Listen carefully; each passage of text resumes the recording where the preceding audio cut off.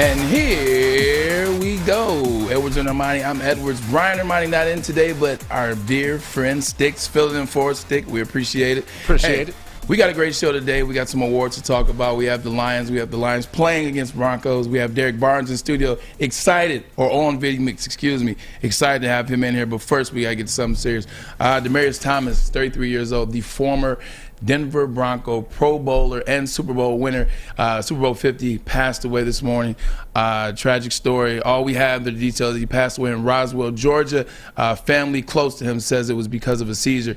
Demaryius Thomas was a four-time Pro Bowler, two-time second-team All-NFL careers 2010 to 2019. Great kid. The thing that people talk about the most when talking about Demaryius Thomas is, especially Peyton Manning, I think summed it up the best. He's a Hall of Fame talent on the field, but off the field, just a tremendous individual in the community. Whenever a teammate had a function, whatever charity he was surrounding or appreciating or representing, he was there. He would come, he would give you his time, shirt off his back. Everybody loved him. All the teams that he played for, just one of those guys, one of those staples. So our hearts go out to his family and the Denver Broncos organization. Tough loss for them.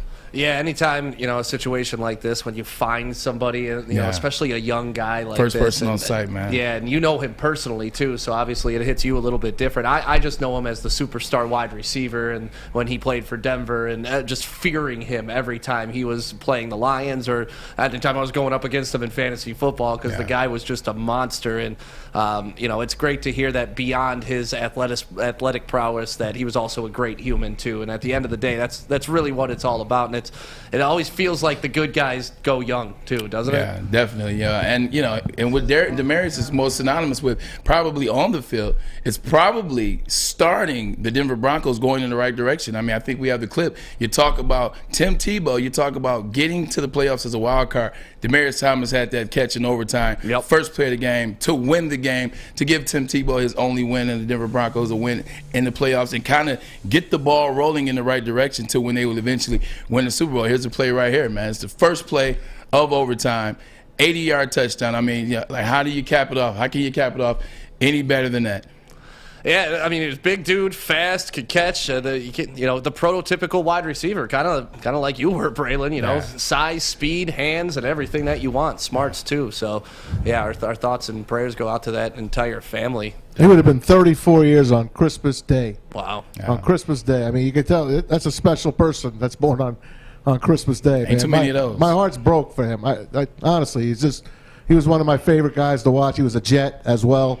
Though he played for the Patriots for a little, he'll always be a Bronco. Rest in peace, DT. No easy transition out of Demaryius Thomas passing away at 33 years old, a couple days before his birthday, like Matt said, on Christmas. But he did play for the Broncos, and the Detroit Lions do, in fact, play against the Broncos this week. And on the show right now is Derrick Barnes, linebacker, who has led those Detroit Lions to their first win this past Sunday. Let's bring him in right now. D. Barnes, what's going on, man? Hey, Derrick. How y'all doing? How you doing? Yeah, we're doing great, good, man. Thanks for coming on with us.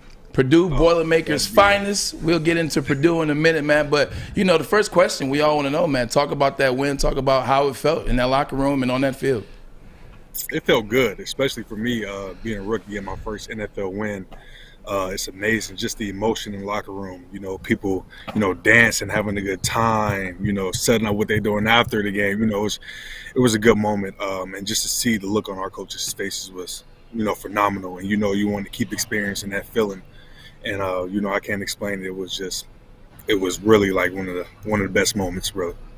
Yeah, it's got to be such a relief to finally get that off your back, not only for the coach, but for you as a rookie, too, not getting that first win. And I was watching an interview with you and the great Dan Miller, who had a tremendous call on that last catch by Amon-Ra St. Brown. And you kind of got to talking about how the game's starting to slow down for you. And that's one thing that rookies, I think it's really important. When did you start feeling that, or is it just kind of like a burst the bubble thing, like all of a sudden it clicks and it's like, okay, this makes sense? I think it comes with time and experience. For me, being a rookie, and when, as you guys know, at the beginning of the season when Jamie Collins were here, I was just playing special teams and not really getting many reps as a linebacker, in regular season games. But other than that, I would just say, just discipline, learning day by day at practice, kind of watching more film and getting experience in the game. I think that helps me a lot. When Jerm got hurt, Jalen Reeves-Maben, when he got hurt, also gave me more time to play in the game, play on third downs, playing more in coverage. And I think it just goes by experience. The more time you play, I would say honestly, the more time you're on the field, it also helps me as a player, especially because I know that's one thing that helps me learn is when I make mistakes, going and watching film and see myself make the mistake, it allows me not to make that mistake again. So I think that helped me a lot. Talking to Detroit Lions 4th-round draft pick Derrick Barnes out of Purdue University. Hey, man, just talk about the physicality, like for a second, because when I watched that game this past weekend, I've been watching it creep in about the last 4 weeks. But I watched it this week, and it was different. Those 2-point conversions, like you guys welcome that. The physicality has been unmatched by the other teams the last couple of weeks. Talk about what that means, because you're a leader as it relates to physicality.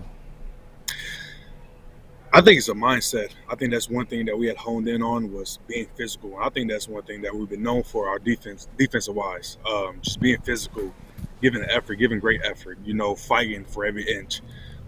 Games may not have went our way, but just being physical and, just pushing to the end, and then learning how to win in those critical situations. I think that's what helped us. And we practice it every day. What situations could we be in this game? And, we practice them. And that was one of them. Goal line is huge for us. The goal lines plays, the short yardage plays is huge for us throughout the week. We hone in on those small things. We just go out there, execute it, and get the job done. Hey, Derrick, it's Tom Mazawey. I want to say thanks for coming on with us. We appreciate you. We're following your career, man, and we're happy that you're able to get the reps that you're able to get this year. You and a lot of these young guys on this team, all coming up in this draft class, the first for Brad Holmes and Dan Campbell. How important is it for you guys this year? Hey, look, we're not going to make the playoffs. Although Fox said there's a 1 in a trillion chance that you guys can make the playoffs. Did you know that? This is a chance, but no, but it's very important. I think that one thing you have to learn here in the NFL is that anything could happen. That I know that, Jamie Collins wasn't going to be here the next day after a game. I did not know, but you have to stay prepared. That I know that guys are going to go down, as they are right now. I didn't know that. But I think that the key thing is just being ready and stay hungry. That's been the biggest thing for me. Always be prepared just in case anything happens. When it happens, you're ready to take that task and, help the team win. So, well, you guys got a decent-sized challenge this week with the Denver Broncos. Obviously, Javonte Williams showed what he can do last weekend. They have Jerry Jeudy, some young pieces there. How do you prepare for a team like the Broncos, especially going into the altitude like you're going to have to do this weekend? Yeah, I think it just goes back to, like your keys to victory. Like, what do we need to do in order to help our team win? And, one of those things is shut down a guy like Jerry Jeudy. Stop the run, population to the ball. Everybody, it doesn't need to be one person tackling running back. He's a great guy. He has, a huge lower body.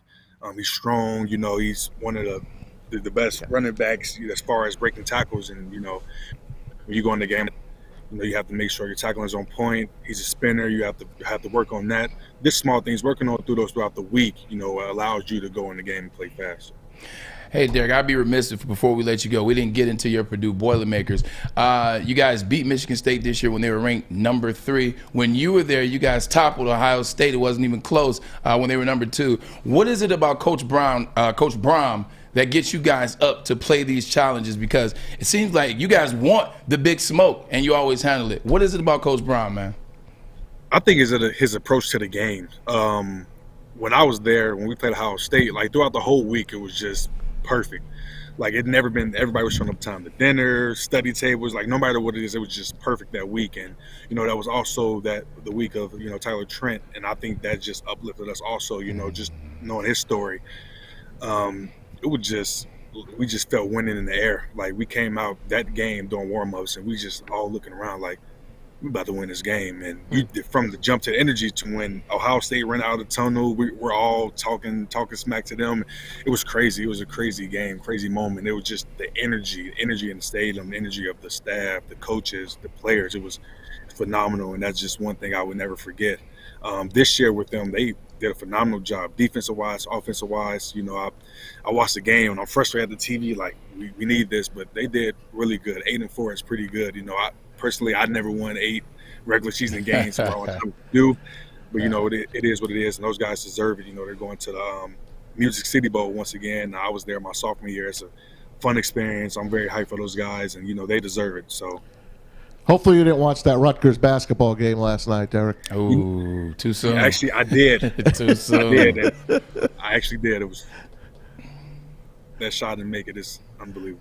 That's unbelievable, huh? Hey, but a good pedigree hit it. So, you know, Ron Harper Jr., I mean, he had some good teaching, right, going into that one? Oh, yeah, definitely. All praise to him. Hey, you're going to be wearing the mic this weekend, man. How important is that? I mean, what an honor, huh? That Aaron Glenn lets you. You're the big boss, man. Yep. You know, it's just, like I said, it just goes back to knowing what I have to do and getting everybody lined up. I think that's very important as a linebacker, especially Mike linebacker. Just know what everybody's doing on the field. Communication is key. That's been key for us all week, all season, honestly. And I'm just, you know, ready to take that role. Well, Derrick, man, we here at Woodward Sports, man. We wish you guys luck this week against the Denver Broncos at Mile High Plaza. Go ahead and get a win, man. Make it 2-0, man. Go ahead. Take your frustration out on Rutgers. Take it out on the Broncos. There you go. I got you. Man, appreciate you coming on the show, Thanks. man. Got to have you again soon. Thanks, DB.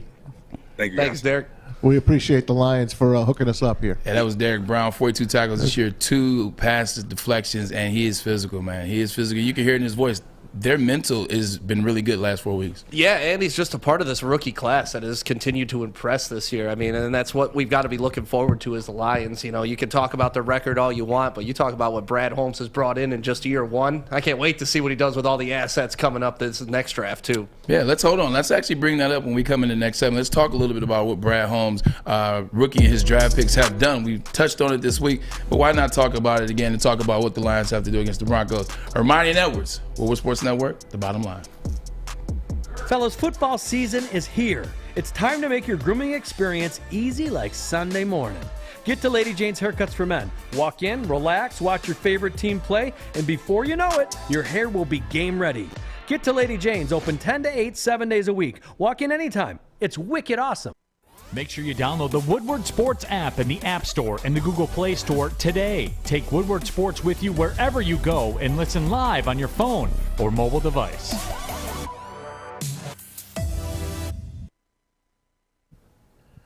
Hey, everybody, it's Maz for MyBookie.ag and MyBookie.com. It's our studio sponsor. It's where I put all my sports wagering in. And guess what? If you're a first-timer to sports gaming, you got to try MyBookie.ag and use the promo code Woodward because they're going to double your first deposit all the way up to $1,000. No matter what you put in, they will double your first deposit. And why not do it? Because they can accept everything now. Credit cards, cryptocurrency, cash, checks, whatever you want to give them, they will take it and put it in your account. You can take it out that way as well. This weekend, UFC closing it down with UFC 269. The lightweight championship fight between Charles Oliveira and Dustin Poirier. I just saw him weigh in. There's not an ounce of fat on Dustin Poirier. He is cut like unbelievable. This fight amounts to a coin flip, but the finish rate's over 75% on this one. So it's not going to go to the scorecards. Don't miss out. Double your first deposit all the way up to $1,000 with the promo code Woodward at MyBookie. Bet anything, anytime, anywhere with MyBookie. If you have a gambling problem, please call the Michigan Gambling Hotline at 1-800-270-7117. That's what you gotta love about this plaza. You just watch Kirk Gibson walk in and get a coffee over here, man. This place is always star-studded. Shout out to Birmingham Roast. There we go, man. Talking to Derrick Barnes, talking about them playing against the Broncos. Look at this injury report. 22 players of the Detroit Lions are on the injury report. Now, this doesn't mean they're out. This just means that they did not practice or they were limited in practice, man. It's like every time something goes well for the Detroit Lions, something like this happens where they're missing guys. Yeah, and I was talking to Corey Woods, our Lions reporter here at Woodward Sports. Shout out to Corey Woods. I didn't know if this was a COVID situation where everybody got COVID and whatnot. He said it's a flu bug that's been going around, so that's why so many people are on that injured list right now. Just the flu. Just the flu. But one guy did have COVID that they had to transition over, right. So we're hoping it's not COVID for the entire team because then they're sitting out at least 10 days. But if it's the flu, you're just hoping these guys don't mess up the locker locker room too if you're bad. vaxxed, you only need 2 negatives. 2 negative If tests, you're right? vaxxed. If you're not vaxxed, then it's 10 days minimum. But from what Corey's saying, all these guys are on the injured list because of the flu. So, Understood. yeah, a bug Understood. has struck Allen Park, man. Yeah, we hope that bug goes away because it's not going to be an easy task going out to Denver. We talked about it, and you heard Dan Campbell. Dan Campbell talked about going out there, playing at Mile High, talked about how thin the air is, especially on the hills of somebody being sick. I think we may have a clip of him talking about, the guys being, thin air, guys being a little bit sick, guys trying to fight that sickness off. So if we have that, playing through the illness as well. Yeah, playing through the illness, man. That's tough, especially this time of year where you're outside a lot in December. So let's get that Dan Campbell clip. Yeah, I mean, a little bit it could be, knowing those couple of factors. But there again, we're just big on, man, they got to be able to hydrate. They got to rest. We'll get them out here, but it won't be grueling, We'll rotate the reps with some of these guys so that they're getting the work, but it's not too much. It's not overbearing. And then, they get some live reps, just a couple here. So, and then, look, it's the altitude, but there again, we got oxygen over there. I mean, we'll be fine. Yeah, it's going to be interesting, when they go out there. Like I said, it's tough to play in Mile High Stadium. It's tough to play there just regularly, Stick, when you're dealing with the air and the atmosphere. But now you add, it's December. The air is already thinner because it's colder outside, so you mix that in, and it's a tough place to play. Yeah, and the flu can strike you in so many different ways. It's not, like you may just have to run to the bathroom in the middle of the second quarter or something like that. So the flu is very unpredictable. You don't know if it's going to affect your head, your body, how it's going to play out. So, yeah, going into the game, you can feel good, but by mid-game, I'm sure you've experienced this throughout your playing career at some point. Like the bubble guts start to hit, and next thing you know, you're focusing on something else besides hitting the guy in front of you. Yeah, and something else that both teams will be focusing on, and we talked about earlier, is the loss of Demaryius Thomas. He knows Dan Campbell well, and he knows Teddy Bridgewater. He knows the Denver Broncos, and here's Dan Campbell talking about Demaryius Thomas. Yeah, look, that's just first of all, that's I couldn't believe that. I mean, 33 years old, and I think it's always hard when somebody passes, particularly when it's somebody that you're very close with, a teammate or certainly parent, all those things. But man, when you're outside looking in at Demaryius, I mean, it's another one of those, man, when Superman becomes mortal, it's kind of hard, you just think somebody like him would live forever. Had some great years, unbelievable guy. I don't know him personally, but everybody just talks about the impact he had on so many lives, and it's too young. 33 is way too young, and so thoughts and prayers for everybody that's his family. But it's tough, I know that whole Denver Broncos community will be thinking about him, and it's tough, man. But unfortunately that's life, and you make the most of it. Push forward. 33 years old is definitely too young to die, and it's so cliche to say, why him? Because you hear the players talk about him, you hear coaches talk about him, but the question still remains, why him? So sorry again. But now, Maz, if you're the Denver Broncos and you're looking for something to motivate you, something to like that spark, Demaryius Thomas passing away, and not that it should be used as such, what does that do to the Denver Broncos getting ready to play Detroit Lions? You know what it's going to do. As an athlete, they'll probably have a patch or a black armband, and it just motivates you. I remember when, I'll take you back to the late 70s in the Yankees when Thurman Munson died. He was the Yankee captain, and the Yankees had to take a couple days off. They came back, and they had to play on it was a Monday night baseball game against the Orioles, and Bobby Mercer was the second in charge, I would say, of the Yankees, and he was the best friend of Thurman Munson. He spoke at his eulogy earlier in the day in Canton. He drives home. Yankees play Baltimore. He hits 2 home runs in that game, including the game-winning home run in the 9th inning. It lifts you for the moment. It breaks your heart and lifts you at the same time. A lot of these kids, he just retired. Yeah. He just retired. So a lot of these kids, a lot of these players, they know him. Yeah. The coaches, they all know him. It's not like he's like some 80-year-old guy. He's 33 years old in a peak condition, a smile that can light up a room. It's just I personally, as a fan, I can't wrap my head around it. Stick, if you're Dan Campbell and you're going into this game, you know, the Denver Bronco family, the Denver Bronco organization, they lost one of their own, Demaryius Thomas, today. You know, what's your message to the Detroit Lions and on the heels of your first win, right, and now going against which is going to be a very hostile Denver Broncos team and stadium? Yeah, I mean, that's honestly a really tough question, because how do you handle that as a coach? Because like you said, you don't want to use his death as a motivation if you're the Broncos, because you really should be motivated beyond that. And as a coach going in, you don't want to use that as an excuse of like, hey, guys, these guys are going to be extra. So maybe you just use it to make your team more aware. Like, listen, these guys are going to be playing for something bigger than themselves on Sunday, so we got to be prepared for that initial punch. We got to be prepared that they're coming into this game with purpose, and we have to match their purpose with our own.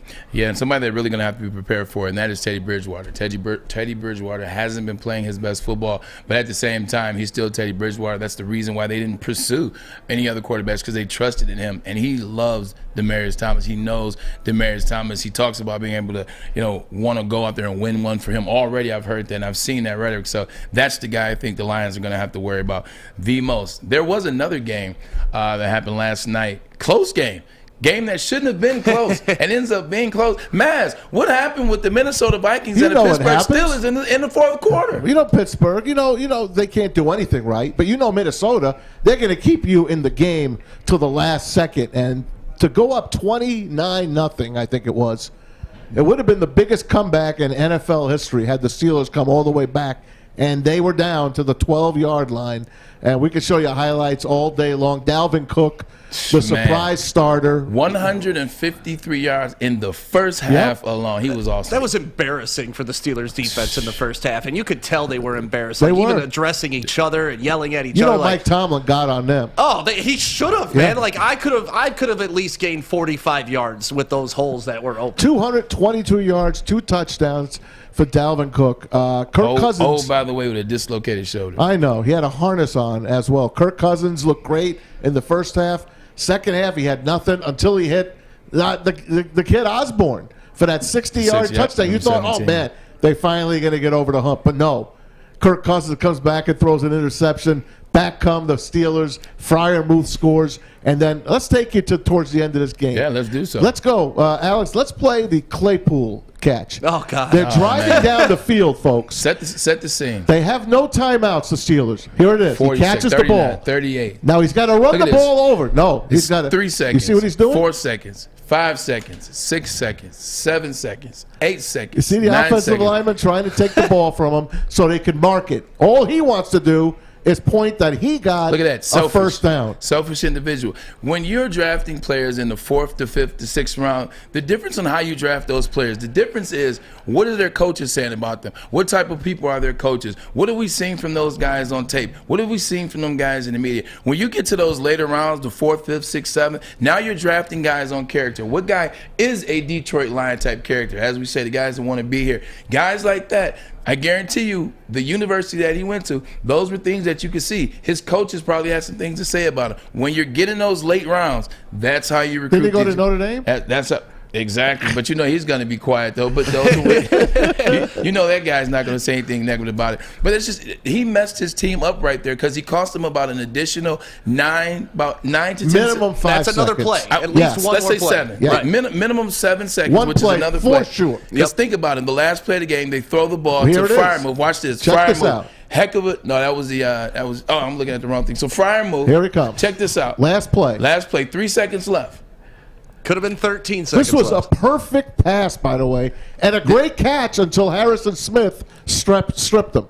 And we're going to show you a different angle of this. So this could have been essentially the same way that the Lions beat the Vikings last week. This would have been the same way to potentially take the game into overtime. Look at this angle. And when you look at a play like this, Maz, a lot of people will say, hey, he dropped that ball. You know what? He did. But at the same time, look at the play that was made. Minkah Fitzpatrick, he hits him at the right pad level. He's not targeting. The other DB gets his hand in there, knocks it out. This is what you call a great simultaneous play on all parts. Great throw, great attempt to catch, and it was just a great job by the secondary to knock the ball out and hit him in a proper space. Just a great play all the way around. That game goes down to the last seconds. Yeah, but if I'm the Steelers, I'm kind of frustrated with that because when that side-by-side showed me, Fitzpatrick was called for a 15-yard personal foul penalty for that, and the Vikings were not called. So, like, at the end of the day, there maybe should have been another play run from the 2-yard line, but you lost, man. That's what happens. If you give up 29 points and you go down 29-0, you deserve to lose no matter what. You can't blame the refs. I'll take my hats off to a guy that probably not a million people love, and that's Ben Roethlisberger. Yeah,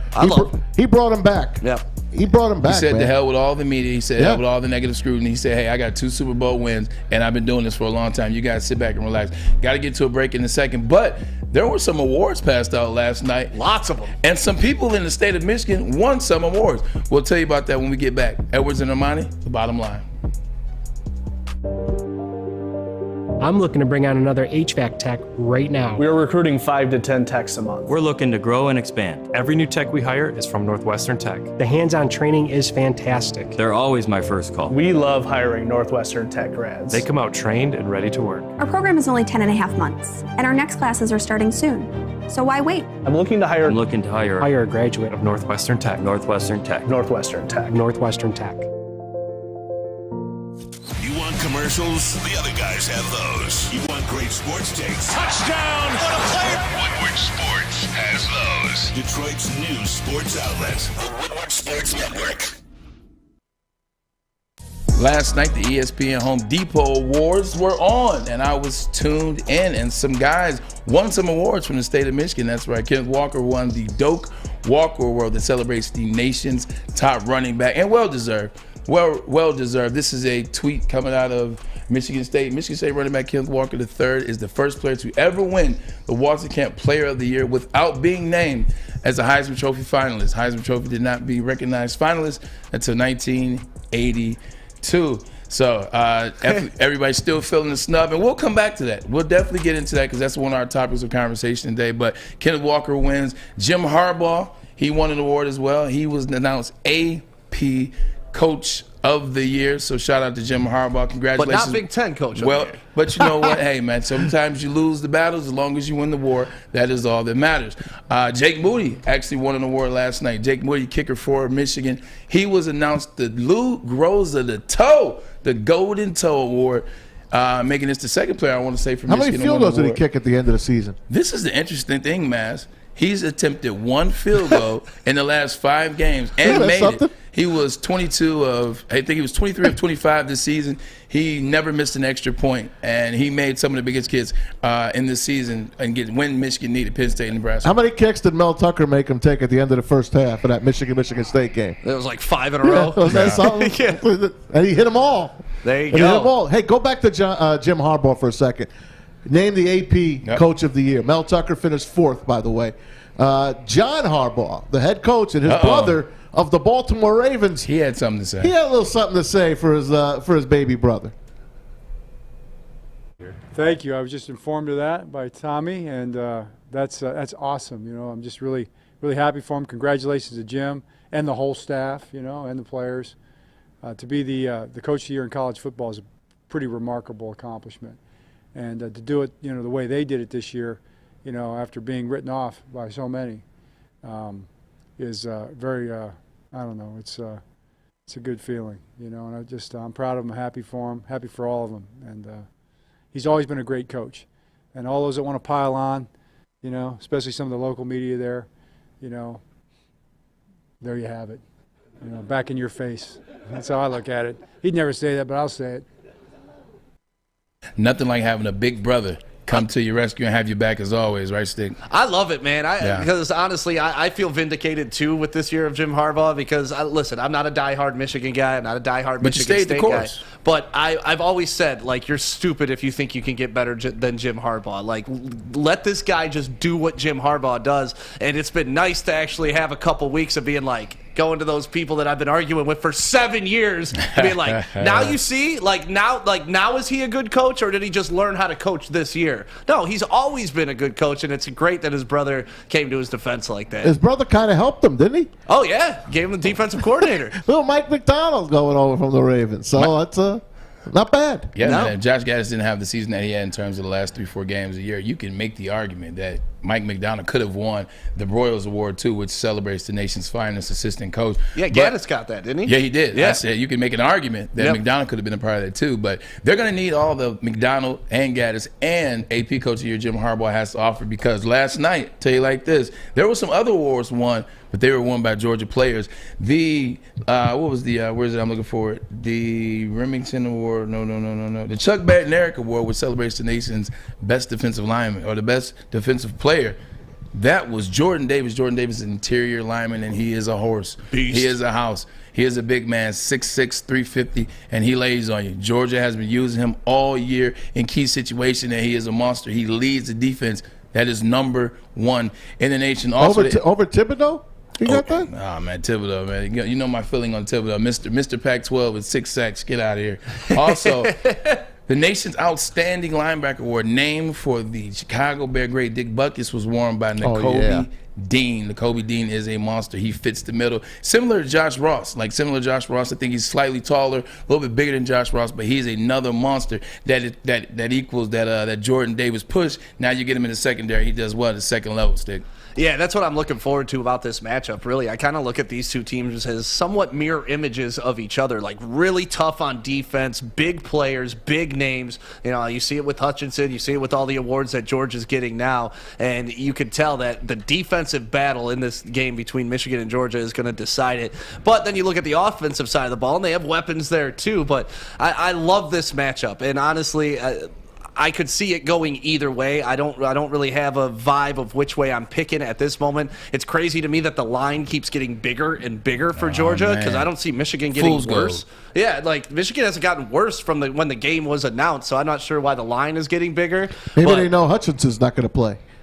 Hutchinson has to play. He has to play. Maybe they got the inside info. Who knows? Speaking of Vegas Hutchinson, knows. I mean, Vegas is smarter than me. I know that. Knows. Yeah, Vegas was wrong about Alabama, Georgia. But speaking of Hutchinson, let's get back to Kenneth Walker. Kenneth Walker last night, he takes the Walter Camp Player of the Year. Walter Camp is known as the inventor of football, more so, or not the inventor, but the godfather of football. He put in most of the rules at Yale Academy years ago. Walker doesn't get the invite, and people are up in arms about it. They're up in roar. Big time. The green and white are mad. They are mad. Let me name you the last 5 individuals to win the Maxwell Award. Devontae Smith, 117 receptions, 1856, and 23 touchdowns, won the conference, and they end up winning the national championship last year against Ohio State. Joe Burrow, best season in college football history, 56-71, 60 touchdowns, only 6 interceptions. They won the conference, and they won the national championship.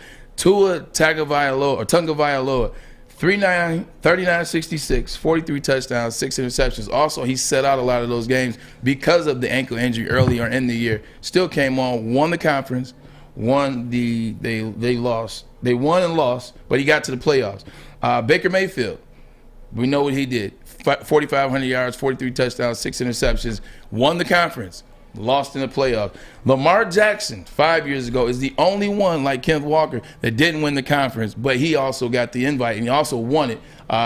Was invited twice and won it once. You look at his numbers, 35, 43, 30, and 9 interceptions. Oh, by the way, 1,700 rush yards and 20 touchdowns to go along with that. But with all that being said, as a Michigan State fan, and he just wins these 2 awards, that puts a little more ammo in my gun to be like, this guy should have at least been invited or extend it to another player just to offer him the courtesy, because at the end of the day, if you're winning all these awards and nobody's won that award without being a finalist for the Heisman, it's kind of weird that they picked Kenneth Walker to be the first guy to pioneer that. Right. I think, just kind of like watching the season, they talked about Michigan State probably the most of any team nationally, with the exception of Michigan, and that didn't happen until after they beat Ohio State. Michigan State was the number 1 team in the media all season long. Kenneth Walker early on in the year had most of his success happen early on in the year, and then you had Mel Tucker's contract. So Michigan State stayed in the media, and then also he did have 197, 5 touchdowns against Michigan on TV, number 1 game. He beat his rival. He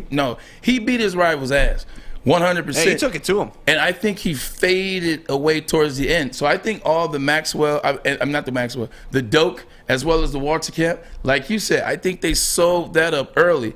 And then you look at what happened towards the end of the year. I think in terms of playing Ohio State, 6 for 25. In terms of IU, a very close game, 23 for 84. In terms of Nebraska, a very close game, 19 for 61. So I think we start adding that into what the Heisman was looking at. Right. They weren't looking at the hype of early in the season. They were looking at the big games. How did you play?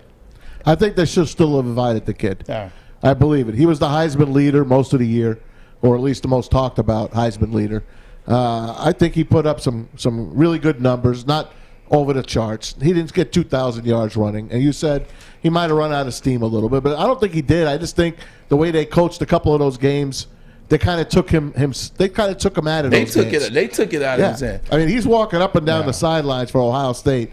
We didn't know if he was concussed or what was wrong with him. They just 21-0. They got down and they said, "All right, the hell with the run." Instead of maybe trying to run it and get the game slow, but they don't play that kind of game. Right. I think they were playing catch up at that point. But you know what? Still, 21-0. If you score, go 80 yards in 10, 12 plays, take some time off the clock, keep Ohio State on the sideline offensively. You know, I think they might have cost him a trip to New York. It's interesting. You could go back to that Michigan State game, and it was kind of a turning point for both teams on the season. Like that was like Michigan State's bowl game. They won it, and then the rest of the season they really didn't capitalize on that huge moment that they had on Michigan. And then you reverse it, Michigan, they lost that game, but they used that as motivation for the rest of the season. I forget who said it that was playing for Michigan, but he said everybody else that we play is going to pay for what happened against Michigan State. And you could see it in the way that they played ball after that, the way they manhandled Ohio State, and the way, you look at the Big Ten championship game, that wasn't even close. Yeah, I want to stay here, though, because I obviously Bryce Young won the Maxwell last night. Maxwell celebrates the college best player. That's the ESPN award. I want to talk about that, and we can stick with the Kenneth Walker because we can talk about how he got left off. We can talk about, is Bryce Young a lock to win the Heisman? So stay tuned. We'll come right back with some Heisman talk. Edwards and Armani, Woodward Sports Network, the bottom line. Hi, I'm David Hall from Hall Financial. With mortgage interest rates unbelievably low, the stakes to find your new home have never been higher. And that's why Hall Financial's exclusive realtor network allows us to connect you with a top-rated realtor in your area, making sure you take on the housing market and win. Hall Financial has earned over 4,000 five-star reviews because of our technology and our commitment to closing your loan fast. 866-CALL-HALL or chat with us online at callhallfirst.com. Miraculous catch. Follow us everywhere. Just search Woodward Sports on YouTube, Facebook, Twitter, Twitch, IG, and more. Hey, Max, do you have heat in your house? You're damn right I do. In the wintertime, in the summertime, do you My wife likes to keep it cool, though. Oh, so do I. Do you have AC in your house? Oh, yeah. You would think these things are essential, right, Stick? They are. Well, guess what? They're definitely essential. Find out right now how you can find an industry and a career that's always essential. That is the heating and cooling industry. Visit northwesterntech.edu. $77,000 out the gate. I told you where. Now go to them and find out the why. Visit northwesterntech.edu. Yeah, and coming right back, let's jump right back into the Kenneth Walker talk because it opens the door for the Aiden Hutchinson. He got invited over Kenneth Walker. You talk about why. Kenneth Walker's a guy that, I've said why they didn't invite him. Right. But I definitely believe he's a guy that could have got invited. These are the guys that did get invited. Aiden Hutchinson from University of Michigan. Kenny Pickett, who's trying to decide if he's going to play against Michigan State in the Peach Bowl. C.J. Stroud and Bryce Young last night, who won the Maxwell Award. Bryce Young wins the Maxwell Award as the nation's top player. I got to think that he's a potential lock for the Heisman Trophy on Saturday evening. Stick, Maz, tell me why he couldn't win it. Why he couldn't Why win? he couldn't. He's the guy right now. Tell me why he couldn't win it. It's tough. I mean, after that performance against Alabama, or against Georgia, it's tough to even pick why he couldn't win. The only thing I'm pissed about is that he's not eligible to come out this year in the draft because, as the Lions sitting where they are and potentially having that number 1 overall pick, there's no other quarterback that I would rather have than Young. And so if you want me to argue against him, I could kind of say that they took a bad loss early in the season. Texas A&M. Yep, Texas A&M. Mm-hmm. That's something that has to fall on your Heisman Trophy winner. And if we're going across quarterbacks and we're looking at what Stroud did, Stroud put up an impressive season, and the only loss the biggest loss that they had was obviously to Michigan. And that game he was neutralized by the other Heisman Trophy candidate, which obviously but still, we know. And to your point, he still had 392 and 2 touchdowns. Yes. but no interception. But he was dominated. With the help of his wide receivers. His the greatest three in college football history, perhaps. Yeah. The three amigos. So if I needed to argue, I would say Stroud over him for those reasons, because the only reason Stroud kind of got dominated was there was another Heisman Trophy candidate across the ball putting pressure on him all game. So that's kind of the only thing I can hang my hat on. But other than that, I think Young's a lock. I would say maybe it's the kid's a freshman, and the Heisman committee is looking at him and saying, this kid's going to be back next year. Let's maybe give it to the guy that's really come out of nowhere. Let's give it to Hutch. He's a senior. He's coming out. He's from the University of Michigan. When was the last time the University of Michigan had a Heisman Trophy winner? Had to be Woodson, right? It was Woodson. Yeah. And what was he? Did he play defense? He played defense. He's the only one. That's my hook. He was two-way player back then, though, because he was also doing punt returns, too. Yeah, I was going to say. But if you want me to give you the hook, it might be exciting to not just give it to the quarterback every single time. Maybe change it up a little. Maybe then college football could look at it and say, man, as a defensive player, I could win that Heisman Trophy. And that is interesting. I'm going to tell you why Bryce is going to win it, but that is an interesting take. Obviously, I just ran into Hutch's grandfather a couple of days ago. Too. So maybe that's an omen. Yeah. But, maybe the voters, maybe they're tired of Alabama. Alabama has a guy there every year. Alabama just had a guy that won last year. Derrick Henry won a couple years before that. Mark Henry won a couple years before that. They've had Quentin Richardson, who was sitting there. They had Mac Jones. So they've had quarterbacks there. They've had players there. Maybe they're tired of them taking over. Like you said, Maz, the quarterback position. Maybe you're tired of quarterbacks. Every year you look at the award, and it's supposed to be the nation's best player, not the nation's best quarterback. Right. Every year it falls down to the court. Maybe voters get tired of that. That's another thing. Maybe they're like, you got to give the defense some love. How many defensive studs have walked through this award and not won, or not come close, or not been invited? I mean, Monte Te'o had an amazing season. Aiden Hutchinson, you look at Will Anderson, who's another guy that got left off the list this year, 15.5 Chase Young got invited, but didn't win. Young, you got Ndamukong Suh, Detroit Lions own. He finished third at Nebraska when he was there. How many times have they snubbed defensive players? The thing is, the Heisman voters, it goes all over the country. Like, there's a few guys here in Detroit. 973 ballots. Yeah, a lot of them are going to look at it. Half of them don't even watch college football, I bet. They just watch the big games. Oh, yeah, this kid, Alabama? Oh, yeah, I'll just check him up. Here's my ballot. That's what I'm afraid. That's why a guy like Hutchinson probably has no chance to win it. Although, in hindsight, I would love to see that they actually put some thought into the vote here. How about Pickett getting it with that fake slide, man? I know. By the way, that's illegal the new now. Heisman pose, the fake slide. That's illegal now. Yeah. Did they change rules like that? Yeah. Like an NCAA, that was like quick. overnight? That was quick. They typically don't. The NCAA Football Rules Committee has banned the fake slide, moved that lead to 58-yard during the ACU championship. A move that led to a 58-yard TD during the So ACC basically, because of him using his intelligence, using the rules to his advantage, which we love about a Belichick. We love. Just about to say, great call. We love it about Vrabel when he's coaching. He does a great job of utilizing the rules that are in play, finding those in between marks, and exploiting those. I thought Pickett did a great thing, and now we're not allowed to see it anymore. But I'm surprised we didn't see it before that. Right? It takes 2,000 yards. I mean, it takes 2,000 years to get a rule changed in college. So the fact that they changed is very simple. The reason why is because, and I heard a great analogy, I think RG3, ESPN analyst Robert Griffith III, who has won a Heisman, by the way, he said it's like a punt. Like in a punt, anytime you do anything with your hand, anytime they can see you with a signal or it look like you might be signaling a fair catch, they mark it as a fair catch. You can no longer advance the ball. So that's the same thing. Anytime it looks like you might be going forward to slide, they got to mark that as a dead ball, and I think it was a good job by them coming on us right away. Because if they don't do this, man, like Ryan Clark said, like we said here on the show, people will get hurt. Oh, yeah. If you allow this thing to stay in place. So good job by NCAA kind of Speaking of the rules, last Sunday, I think it was the Steelers-Ravens game. I'm almost sure of it. The Ravens, of course, John Harbaugh uses the rules to his advantage as well. He told his defensive guys, go off sides here to stop the clock against the Steelers because they just want to let the Steelers score at one point. So they go off sides to stop the clock. The Steelers, or I think it was the Steeler game.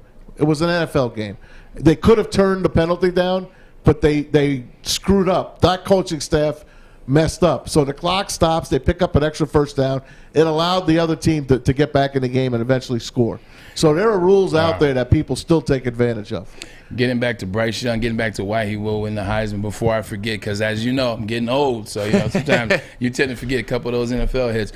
But also, Bryce Young is going to win because he is the best player in the country in the fourth quarter, and he's had the biggest wins in the fourth quarter. If you look at what he's done, his track record, his rival, LSU, 302 and 2 touchdowns, and it took all 302 and 2 touchdowns to beat a rival. LSU not as good as they usually are, but they're still the rival. It's still a big rival. You look at the Georgia game. No one said that they could beat Georgia. Georgia has the best defense. Wait. Not nobody said. I know one person who said it. Well, I stopped bragging a while ago. Okay, all right. I was going to say, I know one person who said it, and that was you. I appreciate it. I'm working on being humble, man. So it's not going so well. I'll be your John Harbaugh. I'll brag for you. That's what I'm talking about. That's why you're my guy, State. But against Georgia, a team that most people thought was unbeatable, and you talk about that defense, you talk about Jordan Davis, you talk about Kenobi Dean, excuse me. 421 and 3 touchdowns. 421 and 3 touchdowns against Georgia. Auburn, although Auburn was banged up, it was at Auburn. It's at Auburn. Tough place to play. And it's the rivalry. It's the Iron Bowl. He had to go 97 yards with a minute left in the game just to go to overtime. So he had 312 yards. He had 2 touchdowns. They lose that game, they're not in the SEC championship. We're not talking about them playing against Georgia. We're not talking about them being a number 1 seed. Tennessee game. They were losing to start the fourth quarter of that Tennessee game. He finishes with 371, 2 touchdowns, 28 points in the fourth quarter alone to beat Tennessee. Ole Miss, a team that's ranked now number 8, he had 20 of 26 and 241. He's had his biggest moments in the fourth quarter against his rival. When people are watching, that's why he won the Maxwell, and that's why he's not a lock, but as close as you can get to a lock for the Heisman. And that's what scares the hell out of me about Alabama, too, is that they were quiet all year. This is a quiet Alabama team that slowly worked their way up to the number 1 team in the country, and nobody's really talked about them all season. And everybody's been all over Georgia. Everybody's been all over Ohio State. Everybody's been somewhat over Notre Dame, Cincinnati. You really didn't hear anything about Alabama this year until they won the SEC championship. And now, oh my God, they're the number 1 team in the country. They're the favorites to win the national championship, and it's almost out of nowhere, but as you know, with Alabama, it isn't out of nowhere. They are a program. Like, every year they are going to be in it. Just this year, they were kind of ghosted until late in the season for some reason. Yeah, they stuck in there, man. They snuck in there and they got it done when it mattered. I think that's the key, and that's what you look at Saban. We've talked all year. Yeah, Alex and Maz and Fish and myself and Ryan, even you when you've come on. Whenever you see a Nick Saban smiling, whenever you see him cracking jokes and laughing and talking about rat poison. I was going to say, you heard that rat poison, man. did you? How good was that take? He's talking about the rat poison. It's yummy. It looks super creepy, by the way. Oh, It looked extremely creepy. Well, it doesn't help that he kind of looks like a rat, too. So it's like he was like, oh, it was delicious. Yeah. Nom, nom, nom, nom, nom, nom. Like, he was all right, calm down, down, Nick. Calm down. But it's cool that it's not often that they're the underdog to where they can use that to motivate the team. Normally, the rat poison he's talking about is them saying they're unbeatable and stuff like that, not pointing out their flaws. So I'm sure he had that plastered on the board all season long. Got to get to the break real quick right now. We got lots more to talk about. We want to come back to the Michigan State. Let's actually finally preview Michigan State playing against Pitt. Let's bring back the Lions. We talked to Derrick Barnes a little bit earlier if you're a little late to the broadcast. Derrick Barnes talked about the Lions' physicality and going out to Denver. So we'll get back into some of that, and we'll just have some fun, man. What do you think about that, State? It's Friday, baby. Hey, man. Braylon Edwards, Woodward Sports Network, the bottom line. Let's go. It's that time of the year again. Time for our second annual Stuff a Studio with Woodward Sports. Last year, Metro Detroit came together to help make the largest single toy donation in Mott Children's Hospital history. This year, we make it even bigger. Stuff a Studio is happening December 13th through the 17th at the Woodward Sports Studios in Birmingham. The children in Mott Children's Hospital fight so hard all year. Now it's up to all of us to help bring a smile to their faces. So while you're out holiday shopping, make sure you pick up an extra toy or two and help us spread some love to Metro Detroit this season. We look forward to seeing you December 13th through the 17th as we stuff our studio with Woodward Sports and Myre. Woodward Sports Network, let's go! Ho, ho, ho, ho. Hey, Santa, I bet you go to the Folding Warehouse. It's in Hamtramck. You know you're going to drop off some great prizes and great presents for Chris and Noni Hutt, our great host at the Folding Warehouse. What's folding? It's throwing a football at bowling pins. It's that fun. You could do it 1-on-1. You could do 2-on-2. You can have teams against each other. The first one to knock down all 10 pins takes it home. And if you knock down the 5-pin fish, what is that called? A bonk? Bonk. A bonk. And they'll bring that big foghorn. You'll hear that. You automatically win the game if you take out the 5-pin alone. That's hard to do, by the way. 2 ways to play: $10 unlimited open play or a private lane reservation. They over have 100 beers and that $2 mystery beer machine where Braylon pulled himself out a Colt 45. Multiple full bars. You can order your own food or bring some food in. Have it delivered. Come get your foal on. For more information, check them out at foldingwarehouse.com. And that place is fun. Oh, so fun. Man, Chris Hutt does a great job, man. He and his wife, the inventors of folding, man. It was so fun. I learned rules that night, Stick. Yeah, isn't it interesting to talk to like the actual inventor of a game? Like if you talk to like James Naismith about basketball, it's just so crazy to actually talk to the inventor of this game that's gone pretty much national now, and it's going global too. They have these places all over the country. So yeah, shout out to the Hutts, man. Yeah, man, it's like talking to Walter Kemp. I'm like, you know what? I never knew that rule. I think they forgot that rule, but it's still somewhere in the rule book. Maz, you were interested in this. Talk about the All-Pro team right now. What about that? How about we get into a little NFL talk about the All-Pro team and the guys that potentially have a chance to make it? And Penei Sewell right now. Oh, my. You mean the rookies that are making I worded it wrong. Because they're playing so well that I just took the rookie part out. The rookies. There are 3 rookies that made the Pro Football Focus All-Pro team. So this isn't the official NFL All-Pro team. But, Stick, I'll let you talk about these 3 characters. Yeah, well, you got Creed Humphreys, first-team center for the Chiefs. He is a horse. He's done a great job. Great name, by the way. And obviously, as you know, center is like the quarterback position of the line. You got to identify linebackers. You got to call slants. You got to call everything out. So that is a really heady position for any rookie to be on that board. It's great. And then you got our guy, and the position that he's listed as causes some controversy because, should he be the left tackle? Should he be the right tackle? First team right tackle, Penei Sewell, and then second team, another guy who I love. Somebody's going to be pissed about that one. What, the second team? No, that Penei Sewell is higher than Micah Parsons. Micah Parsons, It's a tougher spot, that linebacker spot.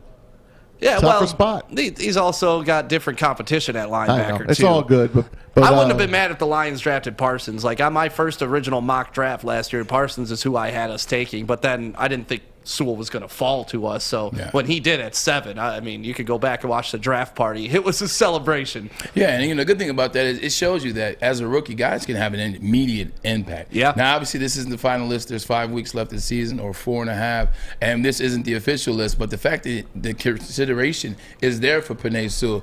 He's played well this year. He's had some times where he's struggled, but I think everybody has times where he struggled. I mean, look at the guys Aaron Donald struggled against Penei Sewell. And Aaron Donald's an All-Pro. He's the best defensive player. How about what he got in his face? Exactly. Love that. What about Nick Bosa? Yep. First game of the year. He struggled against Penei Sewell. So not rookies are the only ones that struggle. Pros and experienced guys struggle as well. So the fact that he's on the list, it talks about him being able to shake things off and play well. And the thing about this guy didn't play a year in college. Not only did he not play a year in college, he entirely switched positions. He's on the right side, and as you know, now he's stepping back with a different foot. He's punching with a different hand. And for him to be able to do that, because that was the concern. Like, we drafted a left tackle. Why are we moving this guy to the right side? And, during preseason, that's what everybody was talking about. He's having a rough time adjusting. He's trying to retrain his brain to step back different, to punch different, to have different leverage. And for him to master it this early in his career, it just shows the raw talent that this kid has. I think the reason why you see Micah Parsons on the second team defensive list as opposed to the first is he's been a little bit inconsistent in the second half of the season. He started off hot. He started really hot. He, as well as Trayvon Diggs, they both started off extremely hot. They were muy caliente.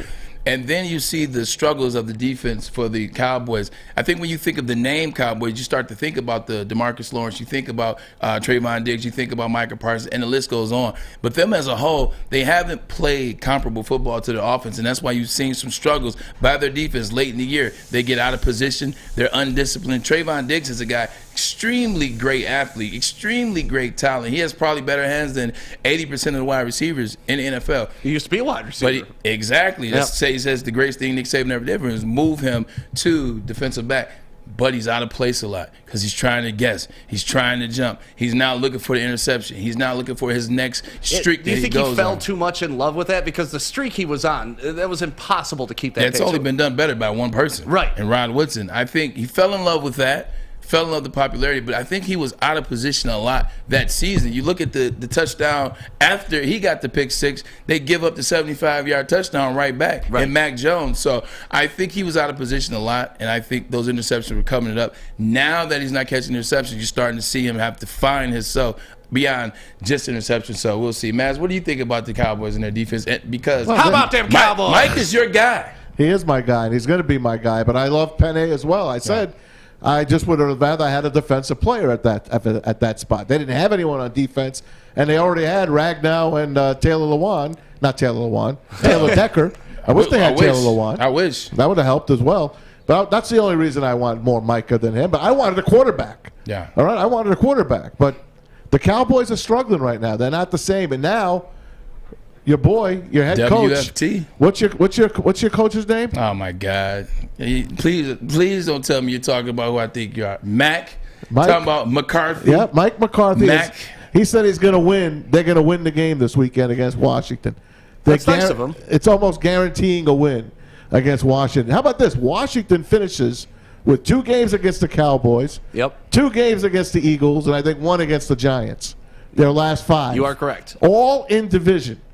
So, Washington controls their own destiny here. Ron Rivera responded to those comments. Ron Rivera is probably he's one of the gonna laugh that classiest off. humans. Yeah, and that's exactly. Yeah, he's going to say. But what he's gonna in say. the locker room, what he's saying. Oh my God! I'm posting that everywhere. They're killing McCarthy. Yeah, and we play. I've been on both sides of the coin. I've been in locker rooms where we've said something about an opposition, and when we got out there, we realized that we said something about an opposition. Oops! Because the team came out firing all cylinders, and sometimes if you can hold on to those initial couple punches, because it tends to last in the beginning. Right. Like it's an extra excitement in the beginning, and it tends to go away. But I've also been on oppositions where someone has said something about us, and we come out with that fire, and you go out there and you're ready to kill and make the extra catch. But once again, you forget a comment was made once you get into the game. Once you get into the rhythm of the game, it no longer matters. And let's be honest, these are professionals, right? Yeah. Like, if you still need coach speak to hype you up, like, you probably shouldn't be cashing your check. Like, you should be showing up every week ready to rip someone's head off, because that is your job. Like, that is literally what you're paid to do.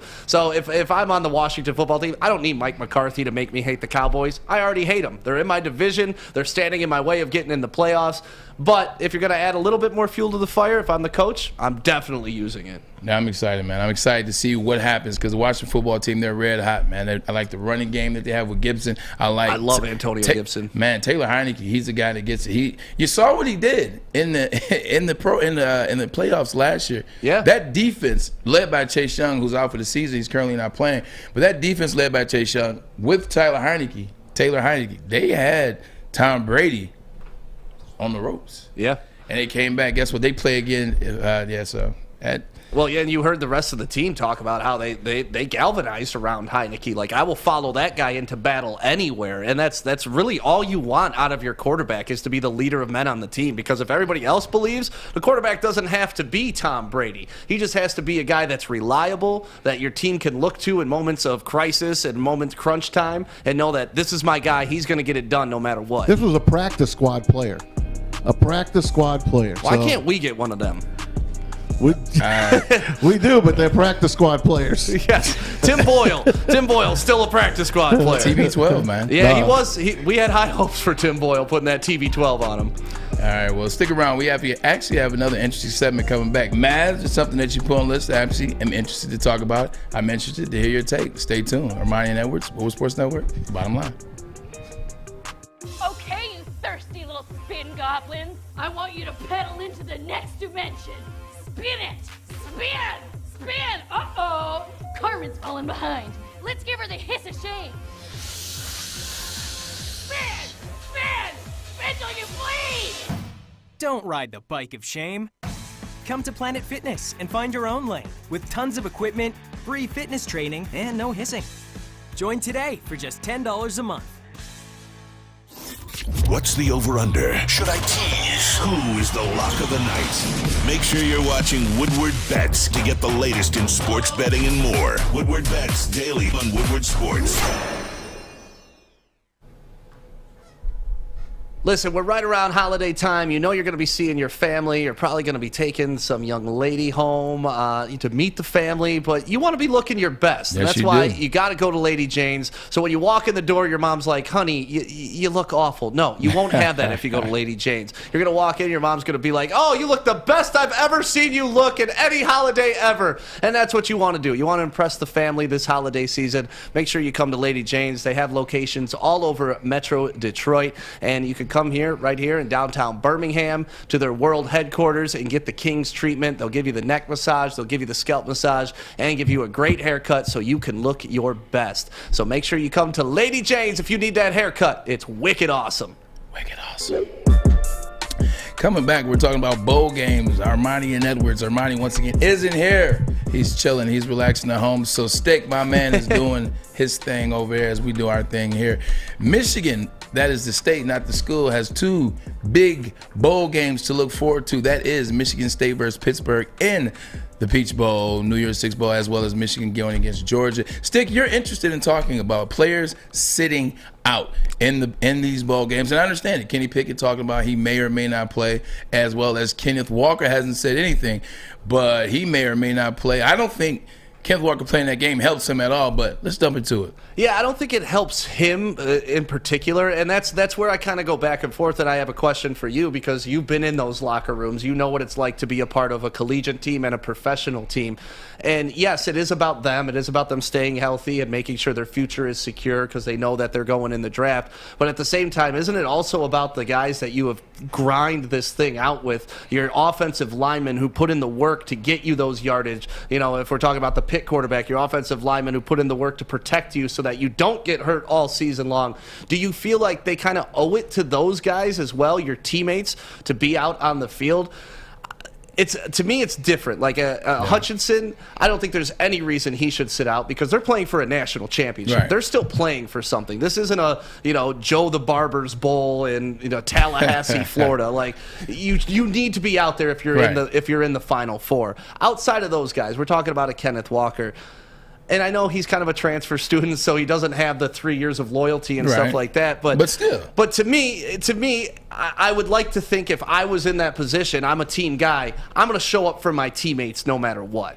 Yeah, for me, I think I would understand if either one of them set out, especially obviously Pickett. Pickett is moving himself up the board. Like, right. Pickett, he went from not in the first round to start the year to potentially sliding into that top 10. He's this year's Zach Wilson, essentially. 100%, yep. Exactly. So, and a Heisman invite. I wouldn't play in the bowl game if I was either one of them in this current day. You wouldn't? I would not. I wouldn't play, and I'll tell you why. Okay. Kenneth Walker has done everything he can as a running back to show you who he is on the field. Kenneth Walker could go out in this game against Pittsburgh, and he could show you how pissed he is that he didn't get an invite to the Heisman. He can go out there and rush for 1,000 yards. It's not going to change his draft status.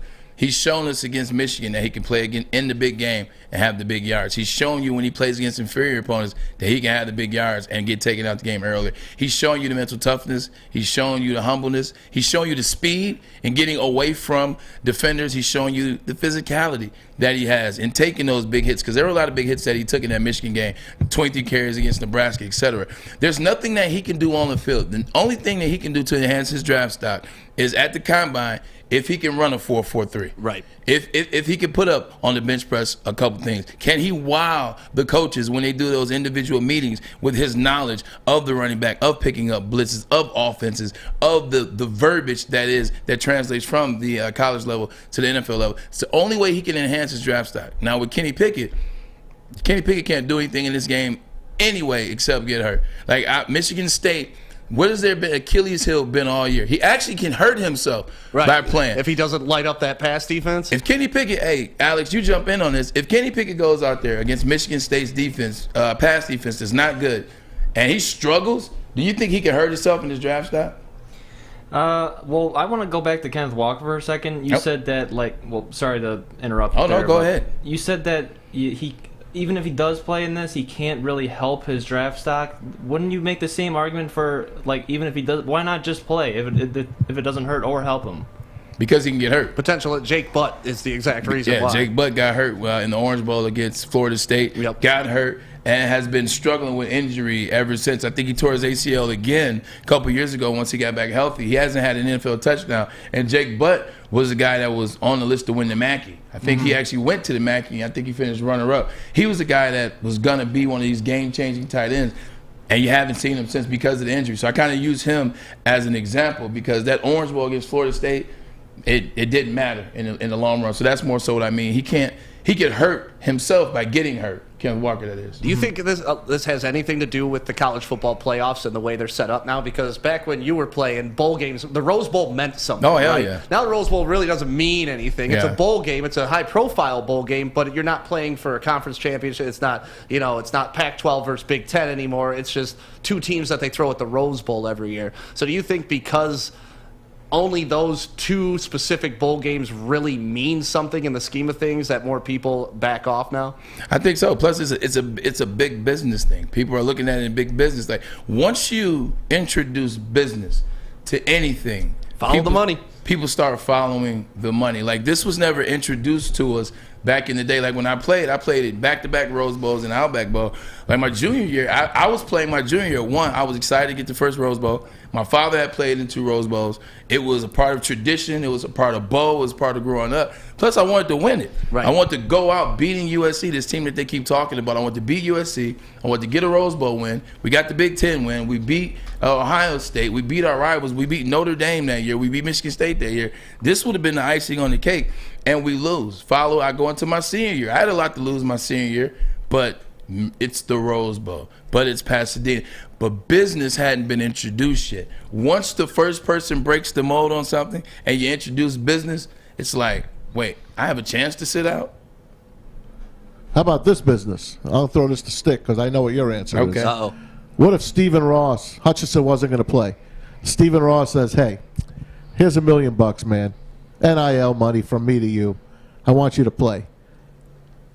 Now what? All these players are going to sit out. What if they have benefactors offering them money to play in these games? What would you do then? Because you already got your insurance. Because what was your hands insured for? $2.5 million? 2.5 for my legs and hands. For your legs and hands from Lloyd's of London. $2 million for this, 5 for my legs. They ain't really view my legs as weapons. It's probably $10 million now. Yeah. What you have to insure yourself with. Now I'm going to offer you, here's some money, or I'm going to buy your parents that house you want. I'm going to pay your mortgage off. I want you to play in this game, Stick. Yeah, I mean, listen, if I'm at that point, the money's on the horizon regardless. So you can promise me that $1 million now, but you're not promising me my signing bonus. You're not promising me like tens of millions. I'm giving you a chance to win a championship with your college team. See, that's the thing. To me, like, as a competitor, you would think the shot at a championship is enough to keep you in the game, period. Like, keep all your money, keep all your accolades. If I can walk away from my college career as a national championship for the University of Michigan, who started out this season unranked, who we went through the entire Big Ten schedule, we won the Big Ten. Like, to me, that's more valuable than money, but I'm also not a millionaire, so I don't know. But your agent is telling you, I don't want you to play.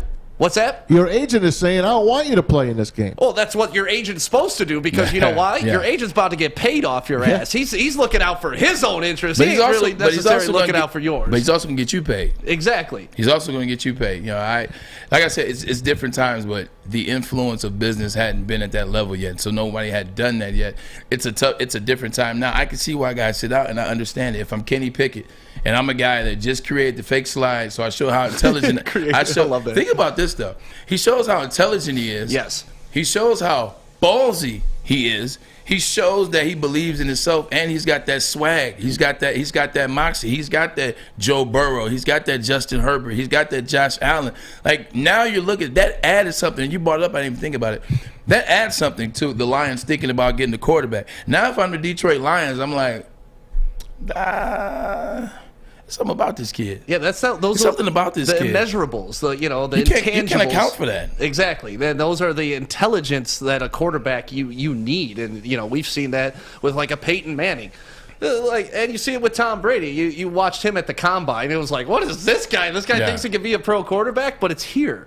For a quarterback, a lot of it's here. And if Kenny Pickett's already this far ahead of the game, like outthinking his opponents on that level in real time, I love the guy. Like, it endeared me to him, honestly.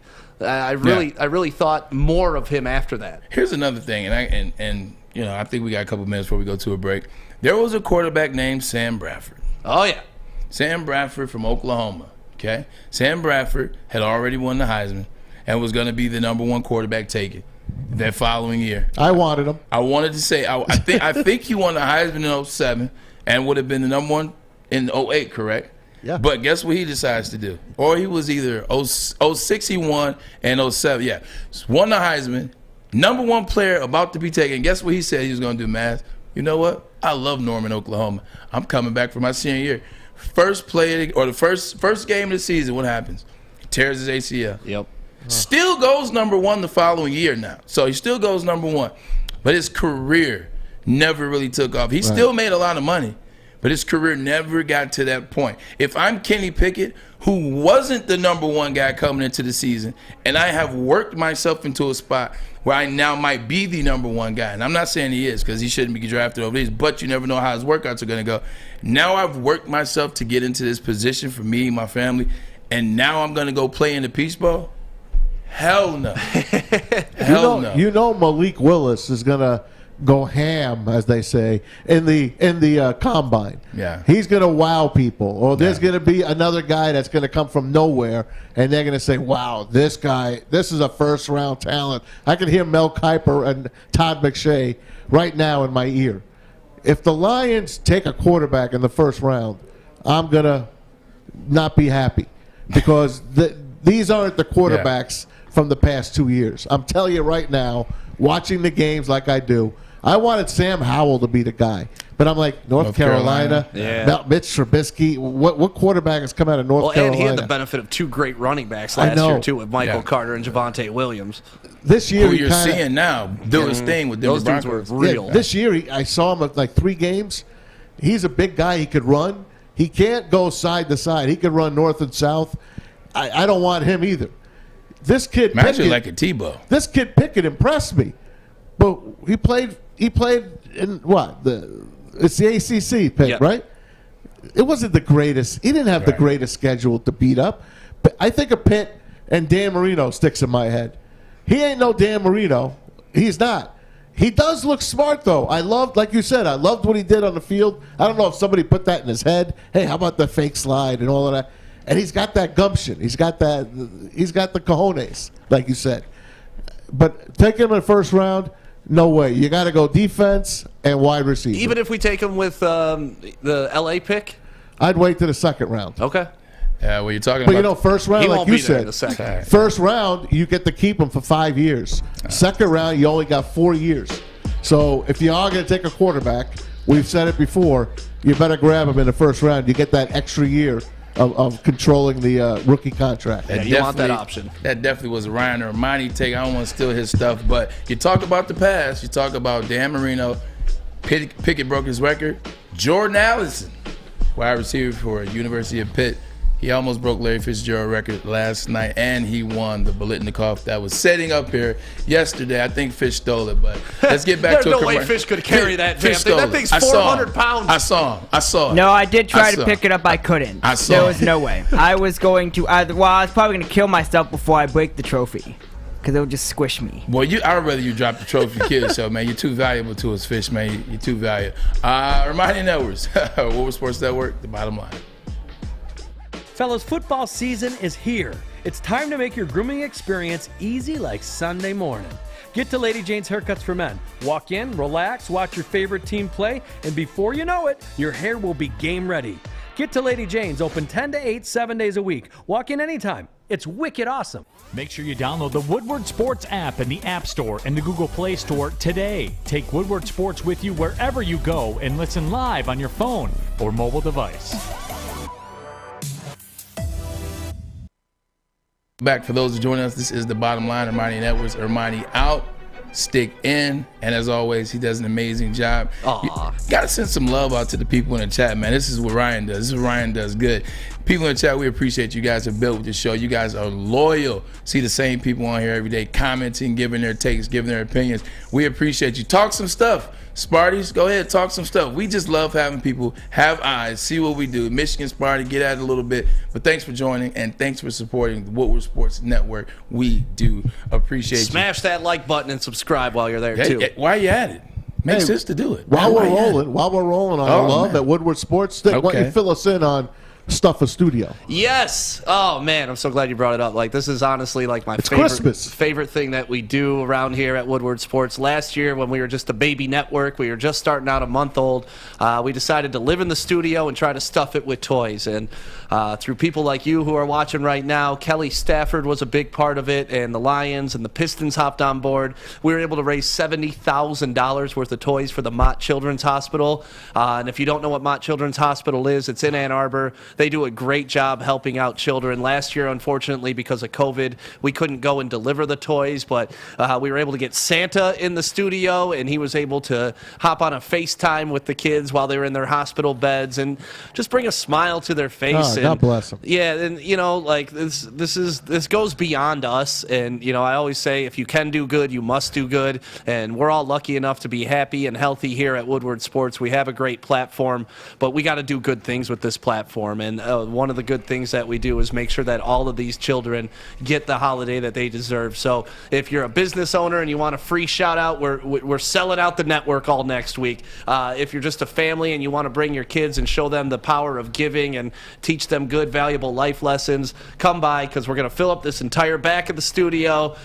We've made some changes in the studio this year, so we got a big Christmas tree out there. We have a graphic, don't we? To show the Christmas holiday. Yeah, if you check any of our social media, all the graphics are up right now, and it's really just anytime next week, the 13th through the 17th, just stop by here at Woodward, 15 Mile and Woodward. You can come to our studio, and there'll be somebody here to collect a toy. I'm going to be here pretty much till 11 o'clock every night, waiting on people that get off work late and stuff like that. Is Woody going to be here with you? Huh? Is Woody coming? I'm going to bring Woody. I'm going to, you know, we did Christmas movies in here last year, and, you know, an impromptu party broke out last year on a Wednesday. Like, it's just a fun experience. And, you know, there were so many people last year that weren't doing this because of COVID, that this year we expect it to be even bigger. So I get to shop for toys? Yeah, we get to shop for toys. Next Tuesday. You know, it's my favorite thing to do. And my kids, unfortunately, my 14-year-old is officially bottomed me out. She don't want any more toys. It's over. It's over for me.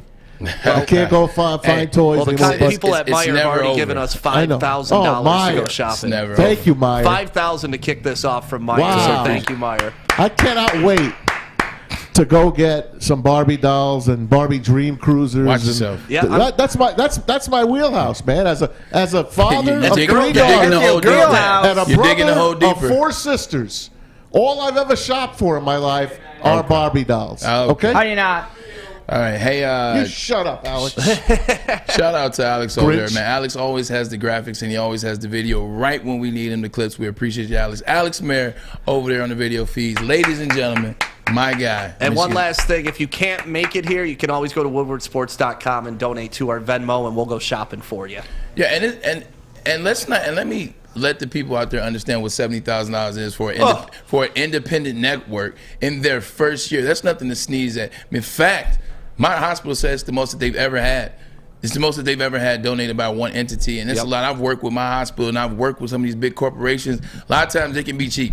Like, I love the big corporations. Sometimes you got to really squeeze the dollars out of their pocket, man. So the fact that Woodward Sports Network, Joey Stick, Adam Baydoun, as well as Chad Johnson, our fearless leader, were able to get $70,000, man. That is freaking awesome. So let's beat it this year. Yep. Let's beat it. Our only competition's ourselves, and we can't lose. Hey, man, always compete against yourself, especially when you're dropping 70 Gs. Hey, you had an interesting topic today. Let's switch gears. Let's get into the NFL. Let's get into some legends. Let's get into some legends. The legends coaches are Bill Parcells is arguably the GOAT. You have Jimmy Johnson, who's been in both worlds. They got a problem with something. They have a problem with something that NFL people tend to use a lot. Maz, what is it? It's using analytics too much. They say these young whippersnappers are using analytics too much. They look at their papers, they look at all their sheets, and go for 2. Go for it on 4th and 9 from your own 21-yard line, early in the game. They say it's too much, and you sometimes got to go with your gut. And Fish, Stick, you brought it up to because you watched it on PTI. Yep. Expand. Good job, Fish. So this was actually their lead topic yesterday, and they kind of went in on Dan Campbell, which is why I thought it was super relevant to Lions fans, because this is something that we've been not dealing with all year, but witnessing all year, is Dan Campbell's willingness to go for it on 4th down. And I come from the camp of play the game the right way. Like, there is a time to go for it on 4th down. I'm not a big chase for it on 2-point conversion, guys, unless you actually need the points. Gotcha. Like, I will never ever chase 2 points until I need them. So you got a lot to say about Zimmer last week. Oh my God, yeah. Even John Harbaugh going for it. Like last night, the Steelers went for 2. Yep. Instead of being down 8 points, they put themselves down 9 points in the 4th quarter. Just kick the point, get the second touchdown, and go for the 2. Get the point first. Well, and I've seen teams with the lead go for 2. The teams with the lead go for 2, and to me that sends a message to your team that you don't think you're going to score again. Like you don't think that your team is capable of continuing to pile on these points. So when I heard them talking about Dan Campbell, and Wilbon went in on Dan Campbell, like especially the move to go for it on 4th down from your own 30 when you're winning, like he thought that was the dumbest thing ever. And I'm kind of with Jimmy Johnson and Bill Parcells in this. Like, the analytics are there. They will give you the results of plays that have been called, but they can't give you the nuances of them. Like, are you playing the number 1 defense in the league? Have they stopped you on the run all game? Is your team good enough? Like, there's so many intangibles in those numbers that's where you need a coach that has his pulse on the team, that understands the flow of the game. And that's where the coaches should get paid, because they need to use their brains in those situations, not just look at a piece of paper. Because if I just want someone to look at a piece of paper, I'll hire a robot to coach the damn team. Right. Yeah, my thoughts on that is, there's only one person that wins with analytics, but he doesn't win with analytics. He's added slight analytics to his genius. That's Bill Belichick. Bill Belichick is a genius. Like, he's the best football coach there ever be in the NFL. He learned from one of the best coaches in the NFL, and that was Bill Parcells, who's complaining. But the little things that he's added, the little nuances he's added, like, they already were known by him. So it's almost like they're not analytics. It's just his genius. The fact that he knows the rule book backwards and forwards, forwards and backwards. So no one wins with analytics. Like, I know it's cute and it's fun, and we talk about where they originate. To my knowledge, it's Billy Beane with the Oakland Athletics. They still haven't won World Series. You look at the people that try these analytics. Last year, who won the Super Bowl? Tampa. They didn't use analytics. They used great defense. They used Tom Brady. They used Bruce Arians and his back and forth with Tom Brady. That's how they won the Chiefs. They used one of the greatest offenses that the NFL has ever seen, and one of the best talents that the NFL have seen in Patrick Mahomes. The Patriots, they don't use analytics to a certain extent. He just knows the playbook, backwards and forwards and backwards. The teams that win the Super Bowl, they don't use analytics. So I think it needs to be not necessarily thrown out, just not maybe relied on as much, Maz. Maybe find something that makes sense and something that don't. Parcells used to go on 4th down, just not as much. Going for 2, you pick your spots. You don't do it early in the game and stuff like that. And you don't chase points. Just because you're down, you're down 8 at the 1 point in the game, and you score a touchdown, kick the point. Right. You got the rest of the game to catch that point. Otherwise, it just takes you out of the rhythm of the game. And if you think back, you could go to so many games that it's cost, and it's cost the Minnesota Vikings a lot this year. But you know what? They've had a bad kicker for the past 5 years. They can't get it going. They're always chasing points. So maybe he's just gotten in a bad habit. But, last week when Dan Campbell went for it on 4th and 1 from his own 29, the ESPN and all the numbers came up. He was correct in making that move. Where in my world is that correct? Yeah, and what teams are we comparing it to? That goes back to my original point. Yes, that may be good for, let's say, the Tampa Bay Buccaneers because they have a stout running game and they can pick up that 1 yard. It's not good for the Lions, who don't have their star running back. We haven't been able to dominate So that, you have to be able to separate the analytics from what you are, and that's where self-identity and coaches knowing their team needs to come in play. And Parcells, the Bills. Did you guys watch that 30 for 30 with Bill Parcells and Bill Belichick? The two Bills. Amazing, and that's to your point. Belichick falls from that tree, and he's smart about it. You should go for it on 4th down. Yes. Not all the time, though. No. You should go for 2 points conversions. Not all the time, though, and that's where we're at with the sheet says it, so let's go. It's no, read the damn game. Hey, look, if you're the Packers, it's 4th and 1, and I got Aaron Jones or I got the hammer in the backfield, and why does his name just leave my mind? That great. You're talking about A.J. Dillon. A.J. Dillon. I'll say Corey Dillon. If I got those guys, I'll go for it on 4th and 1. Right. And the Lions are going to come to that because that offensive line is going to be top 5 before you know it. Yeah, the greatest thing about it is when I was younger, and you too, Stick, we're around the same age, man. When you would see touchdowns, you would always want guys to try to go for 2 because no one ever did it. Right. Now that we're seeing everybody go for 2, and I'm 38, I'm like, what the hell are you guys doing? I got to get to a quick break, and we'll be back and we'll talk some more. Maybe you go for it, maybe you don't. Hermione and Edwards, Woodward Sports Network, the bottom line. Hi, I'm David Hall from Hall Financial.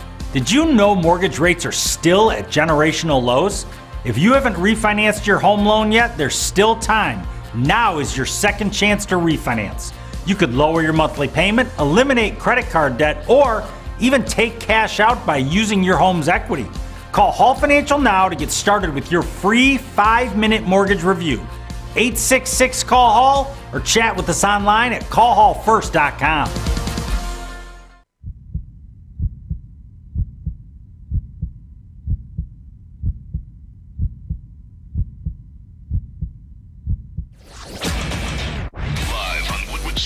It's the Lions pregame show, covering everything you need to know for game day. Join pros and Joes as we cover our hometown Detroit Lions. Happy Friday, Lions fans. This is Corey Woods, the Woodward Sports Network, checking in with your Detroit Lions Minute. Earlier today, head coach Dan Campbell talked to reporters about Noah Fant, the star tight end from the Denver Broncos, and what they're going to have to do to stop him this weekend. Here's what he had to say. Yeah, look, I liked him coming out. He and Hawk both. He's got length, he's got speed, he's explosive. It was funny because I remember when he was coming out, he was more raw than Hawk was. But I think, he's a factor, and he's gotten so much better at blocking too. And so for him to be able to mix it up in the pass game, but then he's got the speed to hurt you down the seam. So they're using him well. Pat Shurmur's always done a good job with that. And so, we got to know where he's at for sure. There you heard it from Dan Campbell. This is Corey Woods with the Woodward Sports Network. Checking in with your Detroit Lions Minute. See you guys next time. 1 in a trillion chance to make the playoffs. That is the Detroit Lions. Yes, that's right. They're not out. It's not over for the Detroit Lions, but we all know here in Detroit, those are slim to none, and you can drop the slim. So you're telling me there's a chance, baby. A little shout out to Dumb and Dumber. Let's little Jim Carrey, Greg Daniels, Jeff Daniels, excuse me. Yeah, and he talked about Noah Fant. You hear Dan C, Big Danny C talk about Noah Fant. I was more of a Noah Fant fan when the T.J. Hockenson and Noah Fant were coming out in the draft. I thought Noah Fant was a better pass receiving tight end. We know tight ends don't block anymore. So if you're going to draft the tight end in the first round, he's probably not going to be a blocking tight end. And I thought that Noah Fant was a better pass receiving tight end. I thought he was faster. And I thought he had more plays at Iowa.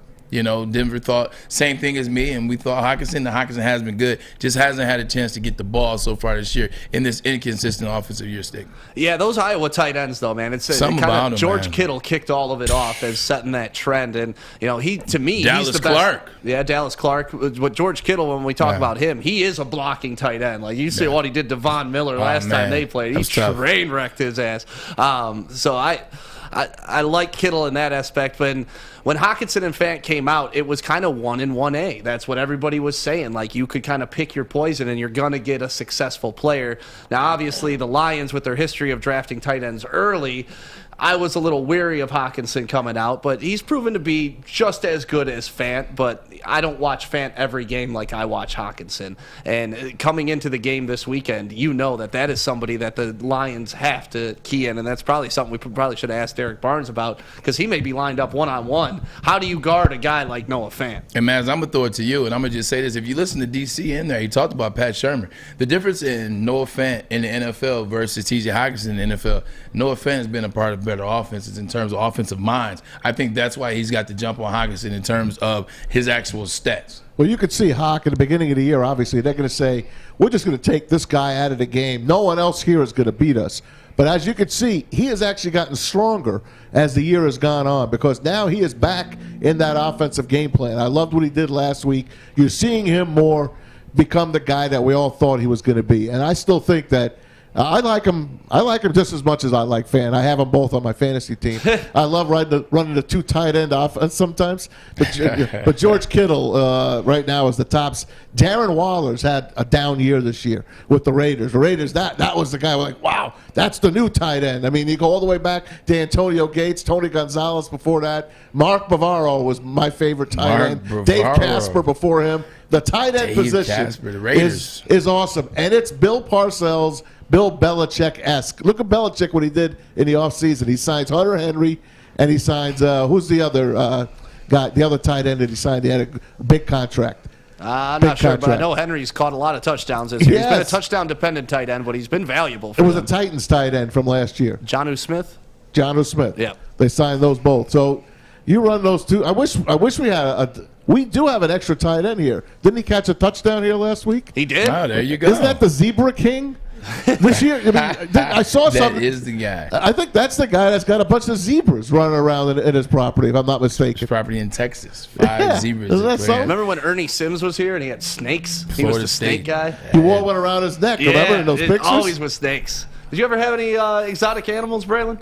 Hell no. Nobody had time for that. Like, how about fish? You got exotic fish? animals belong in the wilderness. I keep trying to tell you, keep animals in the wilderness.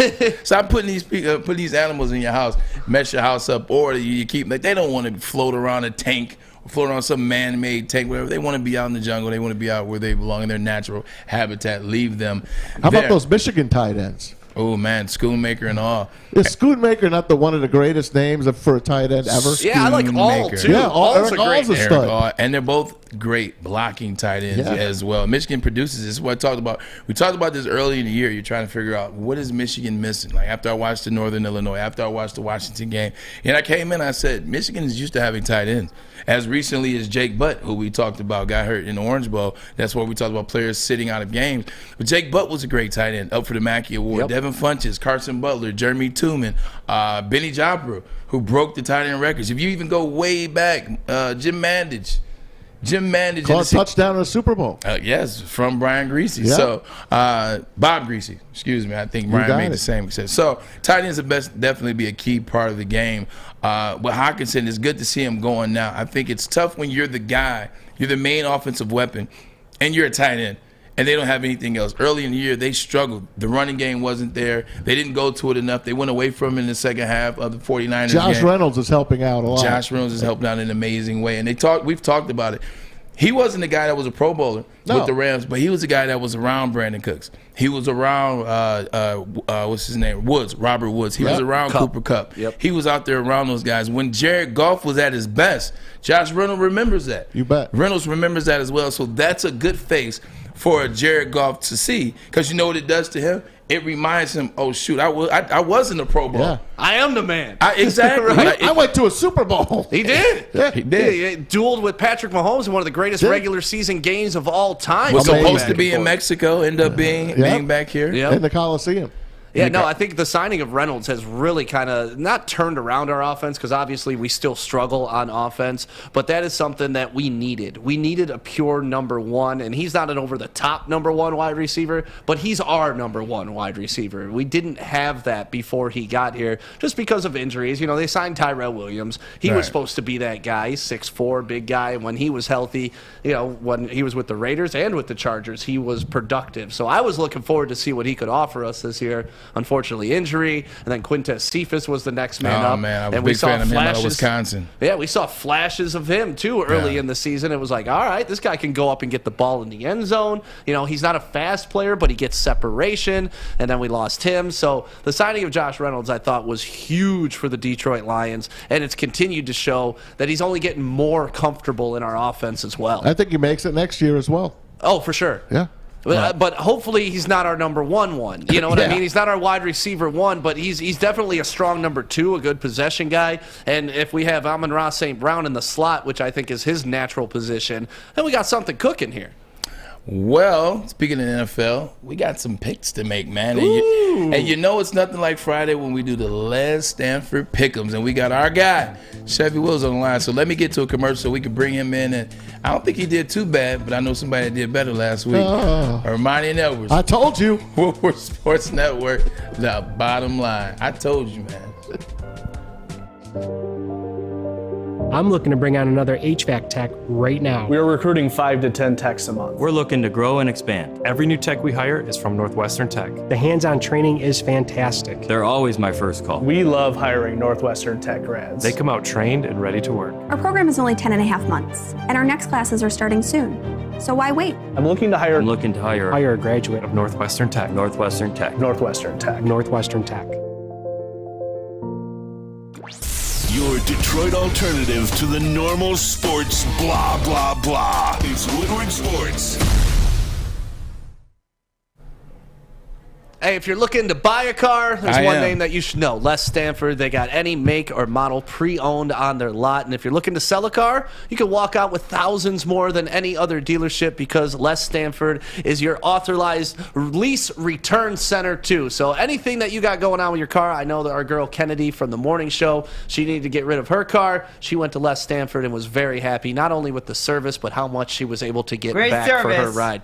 Great service, great people, and they know their stuff, too, when it comes to sports. So we're going to be doing some chip shortage coming up next. What's that, Fish? No chip shortage. No chip shortage at Les Stanford. So if you're looking to pick up a new car today, go to lesstanford.com or give them a call, 313-565-6000. That's 313-565-6000. Les Stanford, find new roads. Better find them. Sir. All right, how's your pick game going? College football, Oregon and Utah. Taking Utah. Here we go, Baylor and Oklahoma State. I'm going with Baylor. Georgia, Alabama. Alabama is going to beat Georgia. Cincinnati has everything to play for, a 10.5-point favorite against Houston. Going with Houston. Pitt, Wake Forest. Bray. 4,000 yards, 40 touchdowns, 6 interceptions, and he will be at the Heisman next Saturday. What if he does have the flu, though? Well, Michigan and Iowa. They're putting 70 on I love it. Oh, yeah, baby. Let's get to the NFL. Chargers, Cardinals are going to win. I'm taking Tyler Heineke. I'm taking the Steelers. Chiefs. Or last one, Vikings, Lions. Purple people eater. Well, that was last week. That was me and Chevy. We were having some fun with Ryan Armani and Tom Mazawey. But let's not delay it. Let's bring in Chevy Will. Chevy Will, what's going on, buddy? Hello? You guys all right today? There he is. There he is. Can you hear me? Hey. Unmute yourself, Chevy. Take your mute off, buddy. I'm not muted. I'm up. He says he's not muted. Can you hear me now? What do you think? There we go. There he is. There you go. Got that Verizon glitch. What's up, bud? What's going on, you guys? How you guys today? We're good. Ryan is out today, so Stick is sitting in for him.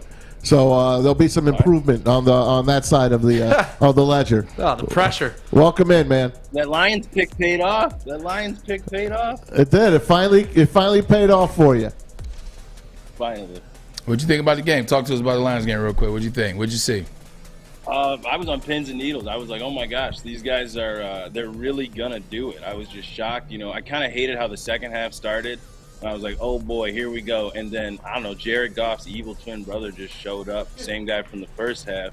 and, just showed out. I would not expect Jared Goff to make that throw at the end of the game at all. Both the Viking games against the Lions ended on the last play of the game. So this tells you what kind of year it is. Yo, all right, man, let's get into it. Let's not delay any longer, man. Let's see how good you can be this week. Let's see if you can stump the Schwab. We got another guy picking today, too, Stick. So let's get some fresh picks here. Alex, do me a favor. Let's get our picks up on the board. Let's show this great graphic that you put together with the spreads as well. Chevy Will, I will start with you. I will go to you. I will go to Maz, and then I will go with Stick. We got Baltimore at Cleveland Browns minus 2.5. What do you say, sir? The Ravens let me down last week. It was a stupid play. But, I don't think they're going to make the same mistake again. I got the Ravens all day. All righty, Maz. This is the Browns against the Browns, right? The old Browns against the new Browns. It is. Cleveland coming off the bye week. Baltimore, they are so banged up, man. They're so banged up. But I have a hard time betting against John Harbaugh 2 weeks in a row. I'll take the Ravens and lay the 2.5. They're getting 2.5. Yeah, they're getting 2.5. I'll take the 2.5. There you go. Orchard Lake St. Mary's finest. That's Stick. right. Yeah, I'm taking the Ravens on this. I just love the Ravens' defense. I love the attitude on offense, and I do not trust the Browns at all this season. All righty, everybody's going Ravens on that one. Let's just go down the line. How about you? I'm Ravens. I'm taking Ravens. I'm not picking the Browns. The Raiders, KC. KC's getting, what is that? Oh, minus 9.5. That's what KC's getting. The Raiders have been all over the place this year. They've dealt with a lot mentally. They've dealt with a lot internally. Can they turn it around today? Well, not today, but that day against KC, who's 5-0 in their last 5 games. Chevy Will, what do you say? I got the Chiefs all day. I can't put a beat on them at all. And Mahomes is obviously the better quarterback. So let's go Chiefs all day. Maz. I like the Raiders in this game. If you remember last year, Raiders beat Kansas City at this time of the year. I'm going to go back with the silver and black. They got to get this win. They need it bad. Go Stick.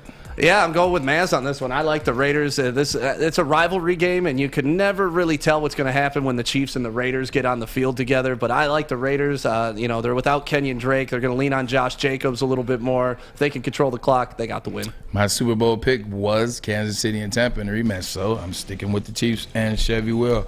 Moving right along, the Washington football team is coming up on Chicago, the Dallas Cowboys, but tough. Minus 4.5 for the Cowboys. Chevy Will, can the Washington football team keep it going, or do the Dallas Cowboys get 2 in a row? I think anything can happen in the NFC East, which the same can be said about the Dallas Cowboys. Agreed. I'm going to go back again with Heineke and going with the Washington football team.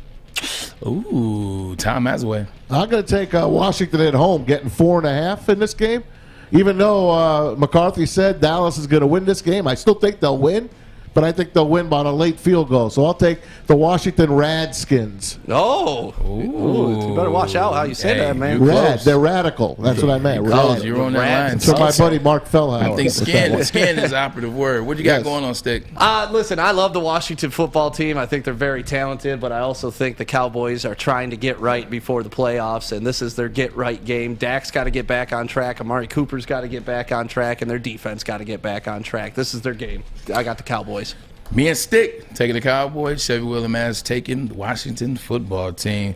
Bengals in San Francisco. This is a repeat of the 1985 Super Bowl. Super Bowl 16 at the Silverdome. Exactly. There you go. And a rematch a few years after that. And this is when they started the stripes. That's it. The Tiger stripes. That's it. Chevy Will, who you got? You got Chris Collinsworth or you got George Seifert? I think I'm going with the 49ers. I could be making a mistake here. I don't know. I just thought they played pretty tough last week, and the Bengals kind of come off as a little soft with a capital T at times. Ooh, soft. 49ers are playing good ball, like Will said. Bengals disappointed me last week. At home, they spotted the Chargers a 24-0 lead. They came back a little. They're home, right? Right. I got to take the Bungles at home to cover that number and win that game. Stick. 49ers for me. They just got to win this game if they want their playoff contention. They want to continue to be in that conversation. They need a big, strong, physical game, so I got the 49ers. I'm going to take the Bungles. I like the way they finished the game. They start off like trash. They didn't stay out of it. They finished strong, and I think they got more to play for than the 49ers in terms of positioning. Going with the Bengals on that one, though. I'll save that one for last. The Broncos and the Detroit Lions. Broncos are getting 8. The Detroit Lions coming off their first win, but the Broncos coming on the heels of terrible news today at the loss of Demaryius Thomas, and you know that will be a focal point for their motivation going into the game. Chevy Will, you going with the Broncos or you going with the Lions? You already know who I'm going with. Let me go ahead and mark this down for the Detroit Lions and Chevy Will. He's blind, but it is okay. Maz, I'd love to see the Lions win this game. They're coming off a high. They're playing good ball. They got everything going for them. But I'm taking the Broncos to cover that number. They'll win by 10. Alrighty, and Stick. Listen, I love the Lions. You know that. It's tough to go on the road when half your team has the flu. You're going into some thin air, and you're playing a team that's kind of catching their stride. They found out what Javonte Williams is all about. Fortunately, I got the Broncos winning. I'll take the points, though. All right, Chevy Will, you can make some ground. So you want the Lions and the points? I'll take the Lions and the points. points. All right, so he gets the Lions. So we do points. Oh, okay. I'm going with. Yeah. No, I know. I said you're gonna be by yourself, Maz. I'm going with the Broncos. I'm going with the Broncos. I think it's just a lot surrounding. I think the Lions have got a lot going on. It's a long trip. I know how the area is out there. I know that trip is. It's just a lot going on. I'm just pick the Broncos. I think they get a good win. Keep the ball on the ground and a couple of turnovers. So I'm sticking with the Broncos. All right, now Tom Brady has the most wins versus one team in NFL history. 32 wins versus the Buffalo Bills. Tom Brady, Buffalo Bills, Josh Allen, Tom Brady, they're getting 3-5. What are you thinking, Chevy Will? I had the Bills all day, and then everyone in Midtown, all my boys are just screaming at me like, "You're gonna go against Brady?" And then what you just said. So I think I am gonna go with the Bucs all day. All righty, Chevy Will takes the Bucs. Tom Mazawey. This is my best bet of the week, hands down. Circle the Bills. No one circles the wagons like the Buffalo Bills. Bills are going to trounce them. Alrighty. Got Maz down for the Bills Mafia. Yeah, well, the Bills need to circle the wagons because they are getting run all over, and I think Leonard Fournette more than Tom Brady is going to be a bigger factor in this game, and I'm going Tampa Bay all the way. And once again, you can't bet against Brady. Come on now. I thought we've learned. I am going with these two individuals. At the end of the day, no one plays better in December than a man by the name of Thomas Brady. Going with TB12 and the Bucs. Chevy Will, tell us what's going on over there at Les Stanford, man. Well, we got a couple more games. Give us up. Are we doing college? Yeah, we got Army Navy. I didn't know. Army and Navy on here. And then excuse. I thought we were going to lead with Army Navy, but I'm following Alex. Excuse the hell out of me. We got a game in Army Navy. They play. When is the game? Saturday at the Meadowlands. Saturday at the Meadowlands. Army's in favor by 7. There you go. No, I definitely see that. What do you think, Chevy? Well, over or under on this game is 34-5. What are you thinking, buddy? One of these teams is 3-8, and the other one's 8-3. You got 2 picks on this. You got to pick the winner, and you got to pick the over and under. I'm going the under. All right, taking the under. Who you taking? What team you taking? Army. Okay, you got Army and under. I have Army and on the under as well. Last year, I think they scored 8 points combined. So I'm going to go with the Windy Meadowlands. I'm going to take Army, the Black Knights of the Hudson, and the under. Stick. Well, I know one thing. America's going to win on Saturday. Yeah. That's who's going to win on Saturday. Whatever Army and Navy plays. Thank you for your service, all those guys. Stick. Good job. It's tough to pick against either one of these teams. I love this matchup, though. I'm going to take the points, and I'll take the under. The Naval Academy. You're taking the middies. The points. We'll take. Yeah, I'm going to go against you guys. One, that was a great job, although Vegas doesn't care about everybody winning. I'm going to take Navy, and I'm going to take the over. I'm going to take Navy, and I'm going to take the over. I think that's what I'm saying. Sounds good. Yeah, you know me. I always had these radical picks. Do we have any games after that, or is that the last We got one? the Grey Cup. Yeah. Oh, man. Hey, you know what? Hey, Fish, you take over on that. You take over, buddy. Go ahead. Oh, it's going to be an incredible game. I am very excited. The 108th Grey Cup, Fish. I know. I'm pumped. Winnipeg's going to win, sadly. They have the better team. They've only lost to Toronto, Montreal, and I think Montreal again. So Winnipeg's going to win. But it'll be an exciting game. It's all black. We're black. So right. I guess this will work. I have black on right now. So you're taking Winnipeg over Hamilton? Well, I'll be cheering for the Tiger Cats, but they're not going to win. Winnipeg's going to win. Thank you. Sadly. Chevy will. Winnipeg or Hamilton? I just found out about what this cup was, too. Exactly. I'm the same. I'm just going to go with Winnipeg. All right. We got 2 Winnipeg. That's a sin. You never hear of Warren Moon? Yeah, Warren Moon played in the CFL and won many Grey Cups. Chevy will. You got to get that I heard of him at Washington University, and then the Oilers. I didn't know what happened in between. Who you got? I'm taking Hamilton to upset Winnipeg at home. Good job, Mass. Give me the Ticats. Don't clap because you should have took him too. You should have stood. You should have stood strong. Who you got, Stick? I'm deferring to Fish. Yeah, that's what I did. That's what I'm doing. Whatever Fish Are says, any of you guys going to watch, or any of you guys going to watch, or are you guys going to disappoint me? Hold on. I'm going to disappoint What day does it come on? Saturday? No, it's Sunday at 6 o'clock. That's like real But technically but Sunday, real football's 6:30. on Sunday. So you can catch the you can catch the real football's on. You can catch the end of the Grey Cup All right, you know before what? the 8 o'clock game. I'll watch my direct TV on my laptop, and I'll watch. Do you guys know who the Lumineers are? No. Yeah.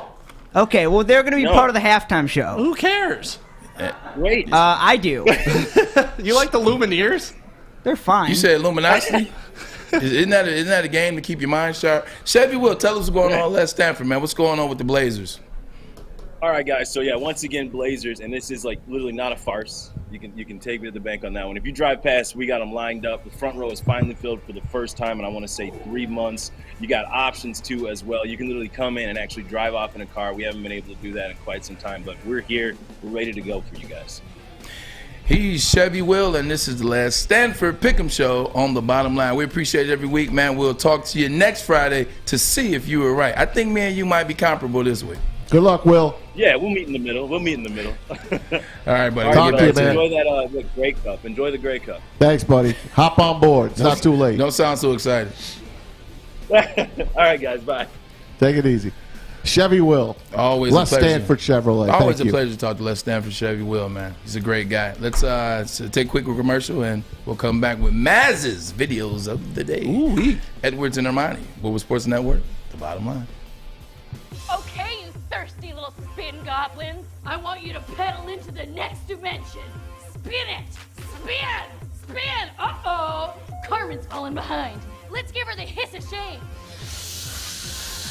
Spin! Spin! Spin till you bleed! Don't ride the bike of shame. Come to Planet Fitness and find your own lane with tons of equipment, free fitness training, and no hissing. Join today for just $10 a month. The pros know. Go!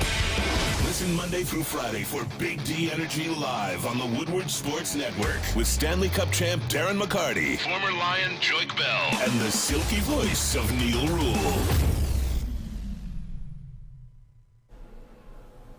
If you're looking for some home protection or you got a business that you want to protect, Guardian Alarm is your local security experts, and that means it's the holiday season, so you want to make sure that your packages are getting dropped off on your porch safe. They can set up the cameras for you inside and outside. Plus, you can control it all from your phone. It's that simple, and it's real easy to get a hold of these guys. They got the number that everybody around here screams and shouts. It's 1-800-STAY-OUT. And once again, that number is 1-800 Stay out! Winnipeg Blue right. Bombers. You better get out when you see the black and yellow, baby. Stay out. They will protect your stuff, protect your family, and most importantly, protect everything that's important in your life. So if you're looking for some safety and peace of mind, only one place to go. Guardian Alarm. One more time, the number is 1-800 Stay out. That's And right. maybe, Braylon, while you're watching the Grey Cup, you'll be drinking something while watching the Grey Cup. Because I will be at home. Actually, I will. I'll be drinking some Gypsy vodka at the house, which is very responsible. Gypsy vodka, gluten-free. First of all, let's start there. Gluten-free is amazing. It's amazing because you can drink and not feel guilty. Second of all, you start with 6 corn distilled 6 times. 50 different formulas. That means every time they felt that it was ready, They said, you know what? Not yet. We can get it just a little bit better. And it took them 50 times to get the perfect formula. Oh, man, it is infused with artesian spring water. Oh, Fish, give it to me one more time. There it is. Infused with artesian spring water. This stuff is great. Adam and Mike, hats off to you. You guys got it right. Go into your neighborhood liquor stores and ask for Gypsy Vodka. And remember, ladies and gentlemen, if you are going to drink responsibly. All right. Thank you for everybody out there watching and listening, and on the many ways that you can watch our show and listen to our show. We appreciate you every day. We are coming up on 4 months on Monday. That is right. Congratulations, 4 man. months to the bottom line. And they said it wouldn't last. I know, right? And they said it wouldn't last. You know what, man? Stay out. Stay out. Find new roads. Find new shows. Right. No, don't find new shows. We need you. Maz, take it away. All right, guys. Last night, what a night in college basketball, especially if you lived in Jersey. How about Rutgers pulling off the shocker against number one? If they are really shocker? number one. Purdue, check it out. Hunter to Stefanovic. Here he is, Williams. Patient, going to work. Got it! The answer. 3 seconds. No timeouts. Harper for the win. Oh, Robbie Harper Jr. He comes from a hell of a pedigree, doesn't he? Party in Jersey. Wow. Onions. Wow. How Look about at that that, excitement.